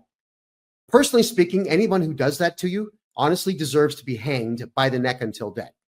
You can't do that because the law says you can't. But when a person who works for the CRA does this and takes your money from you without a court order, they are a criminal. It doesn't matter that lawyers might say, but it's an act and they've got the right to do it. No, they actually don't. This here says they may ask for it, but nobody is obligated to give it to them. And who in the hell believes that they have the power to even demand this of anyone? Here's me hoping and praying that everybody who works for the CRA gets what's coming to them. I really do hope and pray. I can't sit here and advocate for violence because that would be solicitation of a crime, and that is a crime unto itself. So I won't do so, but they deserve it. So for 2025, everybody, you'll be happy to know that we're going to run a series of fundraisers countrywide so that we can have a whole team. I've got 2 private investigators that work for me now, but I want a whole team of private investigators to track down the home addresses of every single person who works for the CRA so that when they pull stunts like this, we can just go and take their houses with contractor liens. There you go. And Tim, you're correct. Acts do not apply to people. It applies to corporations and set groups of people who work for those corporations. That's 100% correct what you just said. Getting a little bit further into the Excise Tax Act, effect of receipt, more legalese nonsense. Section 5. If the minister has, under this section, required a person to pay the receiver general on account of the liability under this part of a tax debtor, monies otherwise payable by the person to the tax debtor as interest, rent, remuneration, a dividend, an annuity, or other periodic payment, the requirement applies to all such payments. Wow. So could you imagine, thank you, Deborah, could you imagine you shot some commercials and you get a residual check every month. And now the CRA goes to the production studio who pays you residual checks every month for every time you appear on TV, and they get your money. Or you have a dividend on an investment that you busted your whole life for. The dividend payments go to them. The audacity of that. But that's only if the CRA knows that you get these things. So, how does the CRA know? Because you told them. Because at some point you did a tax return when you said, I get dividend income. I own a house and I have rental income. I was in a TV show years ago, or I did some radio work and I get residuals. You told them that. The CRA has absolutely no way to know any of these things at all. Even if the CRA gets a T4 from your employer, we can write a legal letter to the CRA. We can swear it in like this with a notary public, and we can state that the T4 was submitted in error, and all the tax information on it we vehemently deny. Why don't we do this? Well, I do this for my clients all the time. If I look at a T4 and I think there's one mistake on it, then I'm going to go ahead and attack the CRA saying, you cannot use this T4. It's an error. Then we go and attack your employer and we get them to fix it. And that's another long story unto itself, but I do this for clients all the time. So what I'm getting at here, everybody, is that the CRA is making a boatload of demands. Hold on, I'm just going to get rid of a troll here. Someone's calling themselves David White. They're trying to get my attention. They're not going to get it, and they are officially blocked. Confirm. Bye-bye. We don't tolerate trolls here, everybody. Sorry. This is about finance and commerce, not about personal vendettas you might have. All right. The way that we do this is the CRA is going to make demands of anyone that they know might be giving you money, and they're going to send letters to those parties, your bookie, your boss, your bank, your creditors, your life insurance company, all of these things, okay? And Travis, I see you there. If you wanted to talk to me, just go to my personal website. That's the best place to hit me. Please, kevinjjohnston.com. myname.com. Travis, I'd love to talk to you. We have to stop telling the CRA everything about our personal lives, because everybody out there who tells the CRA anything, the CRA now knows and will pursue it. They will chase it. And the banks, as you've learned, are complete cowards, and they will give in and give your money away. Your boss is probably going to give in and garnish your wages. We'll talk about garnishments in just a couple of minutes here. But this is the most important part now of the Excise Tax Act. This is the part. Okay, Travis, I get it. I see your comments. I see them. Please stop. Everyone, just send one at a time. Let me just digest what you're saying. I want you to understand now that if you go to the Criminal Code of Canada, which is on the canada.ca website, and you read every single solitary crime that they have there, there's always a section called punishment. Punishment. Section 319 of the Criminal Code says if you offend somebody, they're going to shake their finger and get really mad, but the punishment is 2 years in prison. Oh, yeah. Bill C-63 in Canada, which has now been voted in, says if you offend anybody on the left through social media, they're going to get really mad and you're going to go to jail for life. Those are laws, and those laws always have punishments attached to them.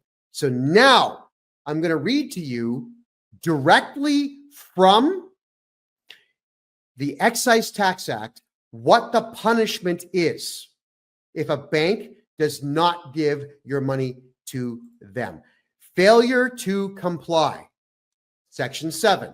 Every person who fails to comply with a requirement under subsections 1, 3, and 6 is liable to pay Her Majesty in right of Canada an amount equal to the amount that the person was required to pay under that subsection.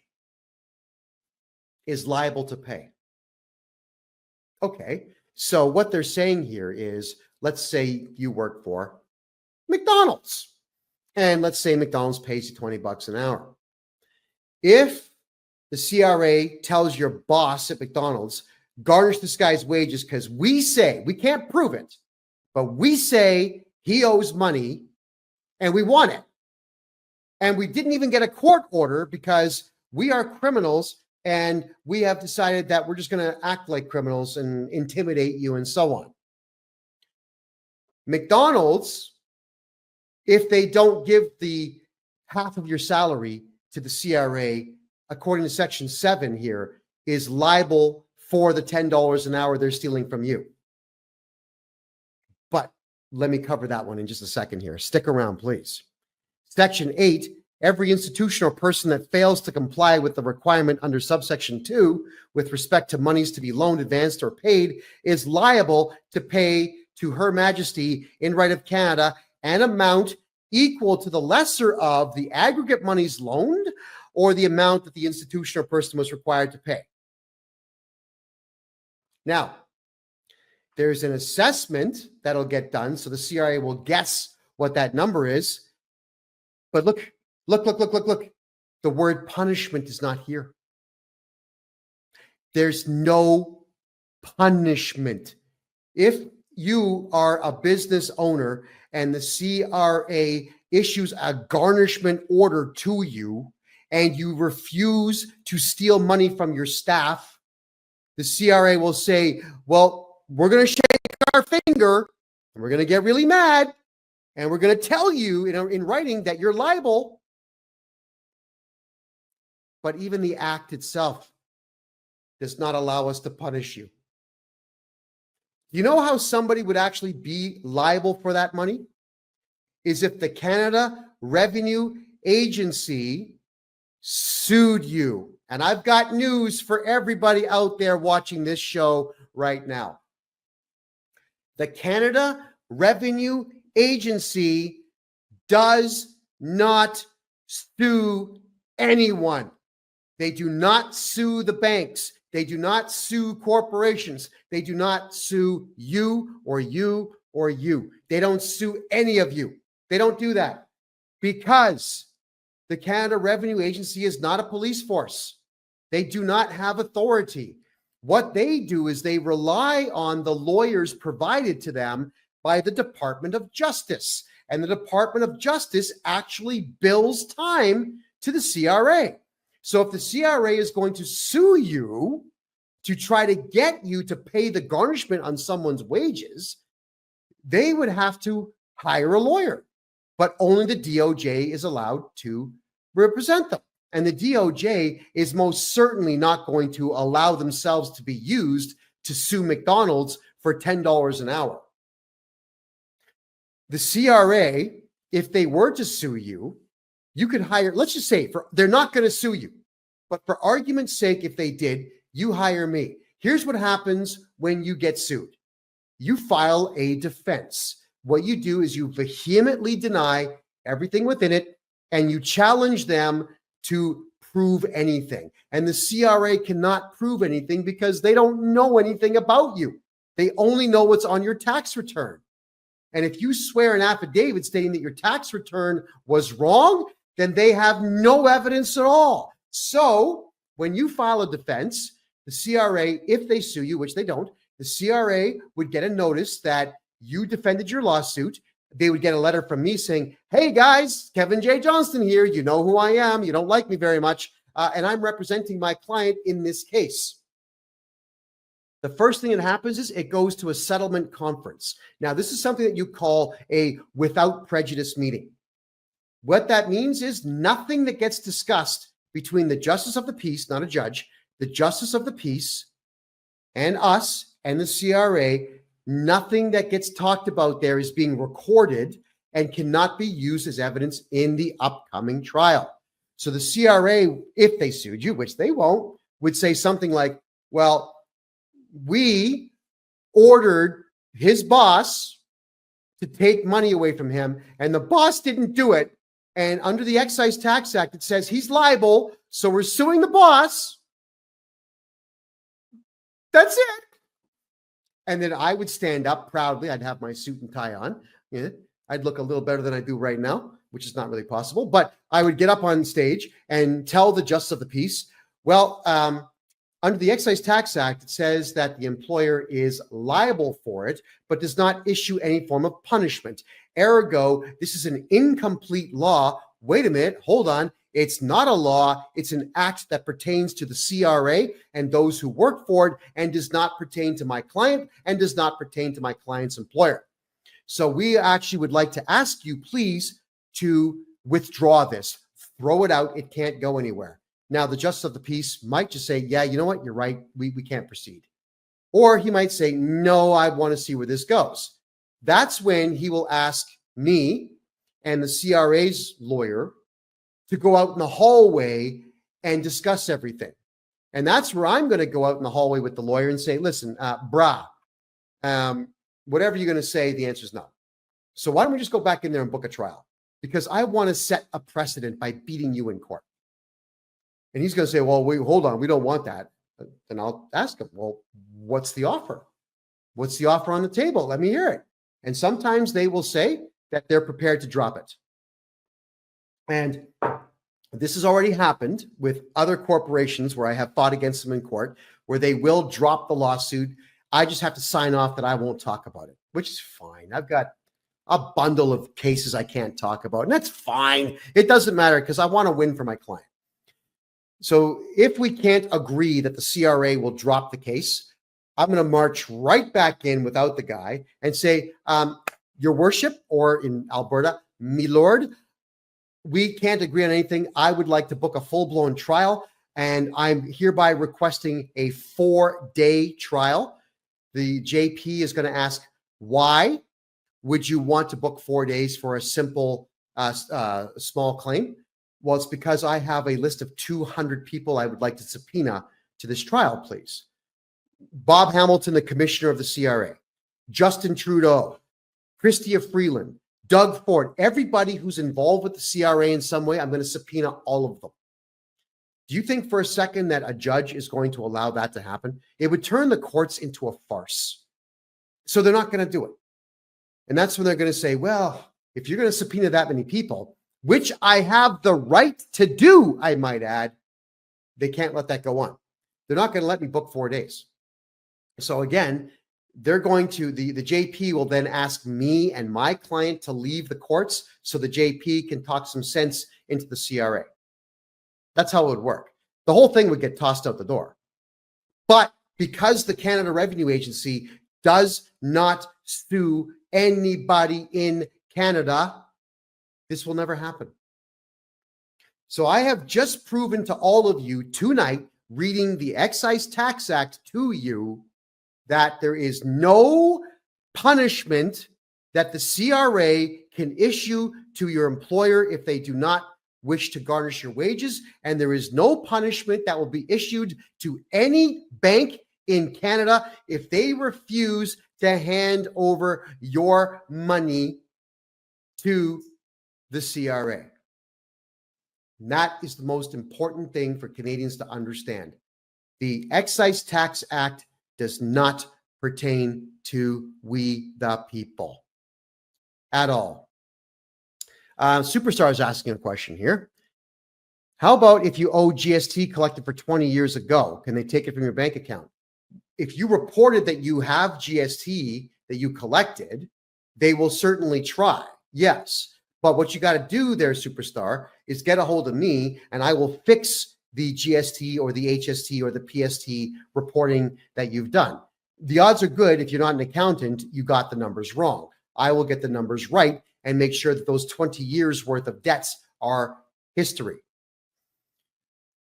I'm just going to show you now the Income Tax Act. Let me change screens here. Hold on. I'm just going to switch. StreamYard's not the easiest one in the world to switch on. And the Income Tax Act. Here we go. So this is the other section or the other act that the banks will rely on. When the banks when you're yelling at your bank saying, you took all my money, you gave it to the CRA, I want my money back. The banks will say, we can't. Our hands are tied. The CRA said we had to do it, so we have to do it. It's the same thing. Look at the wording of this. Whereas the minister with knowledge and suspects that you owe money, they'll attack. Garnishment, you see, it's the same thing. All right. Definitions, secured creditor, it's all the same thing. Garnishment, here we go. This is the Income Tax Act. Provisions of this act that provide a person who has been required to do so by the minister must pay to the Receiver General an amount that would otherwise be lent, advanced, or paid to the taxpayer who is liable to make a payment under this act, or to that taxpayer's secured creditor apply to Her Majesty and Right of Canada. Blah, blah, blah. Same wording. Okay. IDEM. Here we go. Failure to comply. This is now the Income Tax Act, Section 224, subsection 4. What happens if you choose not to comply? Every person who fails to comply with a requirement under subsection 2241, 2241.2, or 224 section 3 is liable to pay Her Majesty an amount equal to the amount that that person was required under the same subsections as the case may be to pay the Receiver General. All right, hold on. Failure to comply with S1.1. Every institution or person that fails to comply with a requirement under subsection 2241.1 with respect to monies to be lent, advanced, or paid is liable to pay Her Majesty an amount equal to the lesser of A, the total amount of monies lent, advanced, or paid, and B, the amount that the institution or person was required under that subsection to pay the Receiver General. And look at this. Once again, the word punishment is not there, which means it is not a law that pertains to we the people. It doesn't pertain to the bank. It doesn't pertain to your employer. It doesn't pertain to anyone. So when I tell all of you the CRA does not have authority, you understand now what I'm talking about. The Excise Tax Act and the Income Tax Act are not laws that the banks and employers have to follow, but the banks do follow anyway because Canadians do not file criminal charges against bank managers, and we all have to start doing this. Otherwise, this practice of the CRA sending out threats to the bank and the bank capitulating is going to continue. And it's we, the little guy, who loses every single time. Now, what is the solution if the bank shuts down your account? Charge them criminally, sue the bank, sue the CRA, hire me to do your taxes. I'll get them all done for you. I'll correct every mistake that's in there. And once your taxes go in and I have put forward all the write-offs that you're legally allowed to have and remove all the income that was improperly reported and get your taxes down to zero, then the garnishment has to go away and the money goes back into your bank account. So the fastest way is to stop going to H&R Block, stop going to Sidler & Co., stop going to these stupid accountants out there and these idiots on TikTok who tell you, well, I'm a tax expert. I can help you pay less. Well, tell you what, I can help you pay zero. And I'm the guy who the CRA is actually afraid of. And I know this because the CRA sent me a threatening letter saying, you know too much. You know too many laws. And we don't like that. So you're not allowed to represent people anymore, which of course my lawyer fired right back and shot them down in flames. Now, can you think of any accounting company in Canada that would actually read the Excise Tax Act for you and interpret it for you and explain it to you? No, of course you're not. You're going to get accountants and managers and employers out there that just do what they're told. That's the Canadian way, by the way, is to be a completely spineless, gutless coward and do everything that you're told. Barbara, thanks for being here. Appreciate that. So, Canada, I would now like to talk about wage garnishing. Everything, yes, Travis, that letter is on my it's on TikTok, it's on Instagram, Kevin J. Johnston X, it's on Twitter, Kevin J. Johnston X, it's on my website, kevinjjohnston.com. It's absolutely everywhere. So when your wages get garnished, here's how it happens. It's exactly the same thing. It's almost exhausting to have to explain this, but I'm going to do it because this is what I do for a living, everyone. If the CRA says you owe money, it is only because you told them that you owe money on your tax return. That's okay, I fix. But if the CRA says you owe money and they want it and you're not cooperating with them, they will send the requirement to pay letter out to your boss.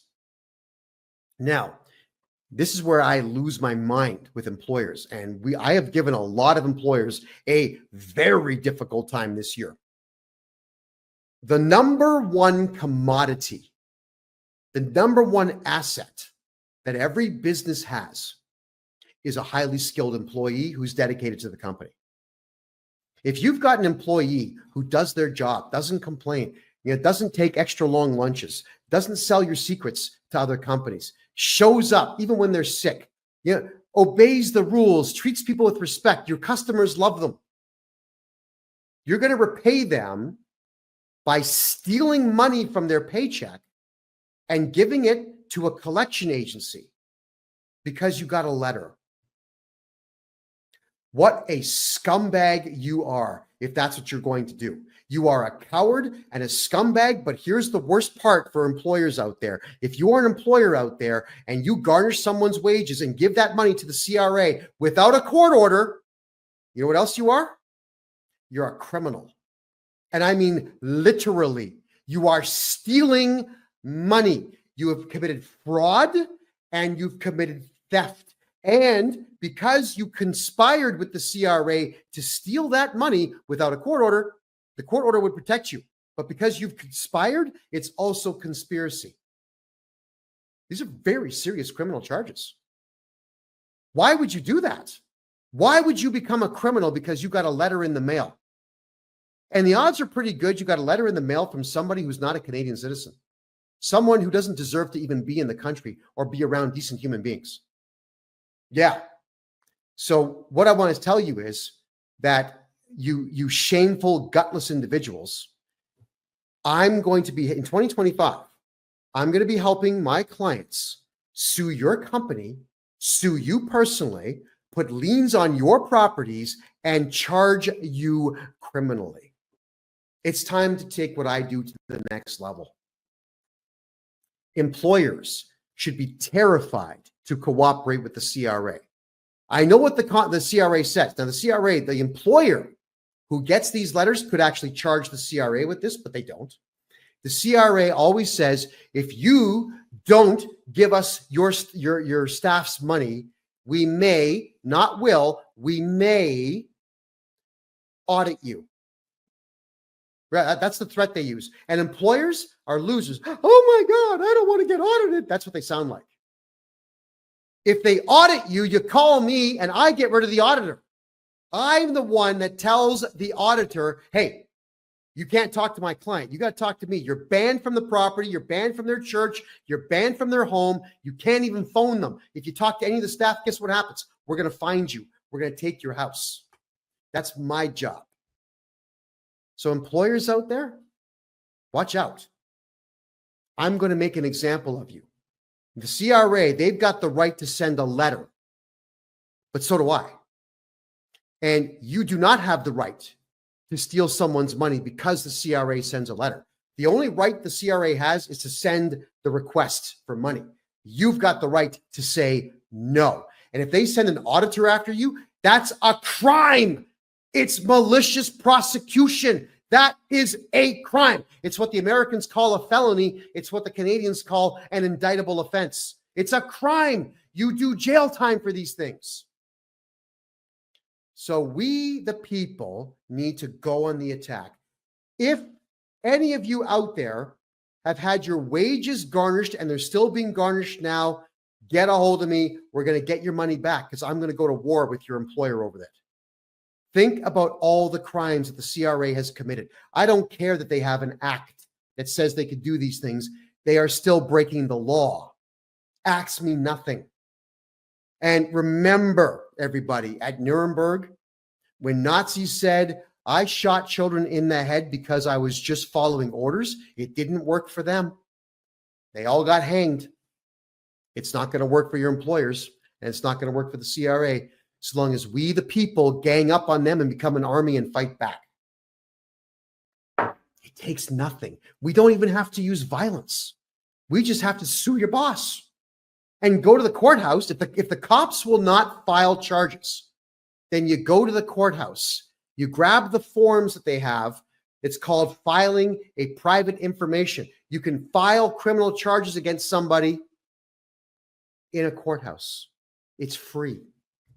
Then the police have to go see your boss and hand your boss a summons to appear in court on criminal charges.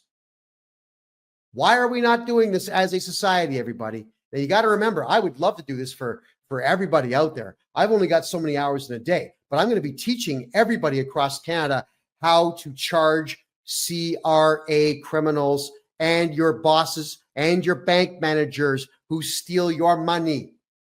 Because if we don't take a stand now, I'm telling you this, the CRA is just going to keep taking until all of you are homeless. And that is exactly what the Liberal Party wants. They want all of you broke and desperate and destitute and kicked out of your home so that Trudeau's friends can come in and buy your houses cheap from the bank after your mortgages get foreclosed upon.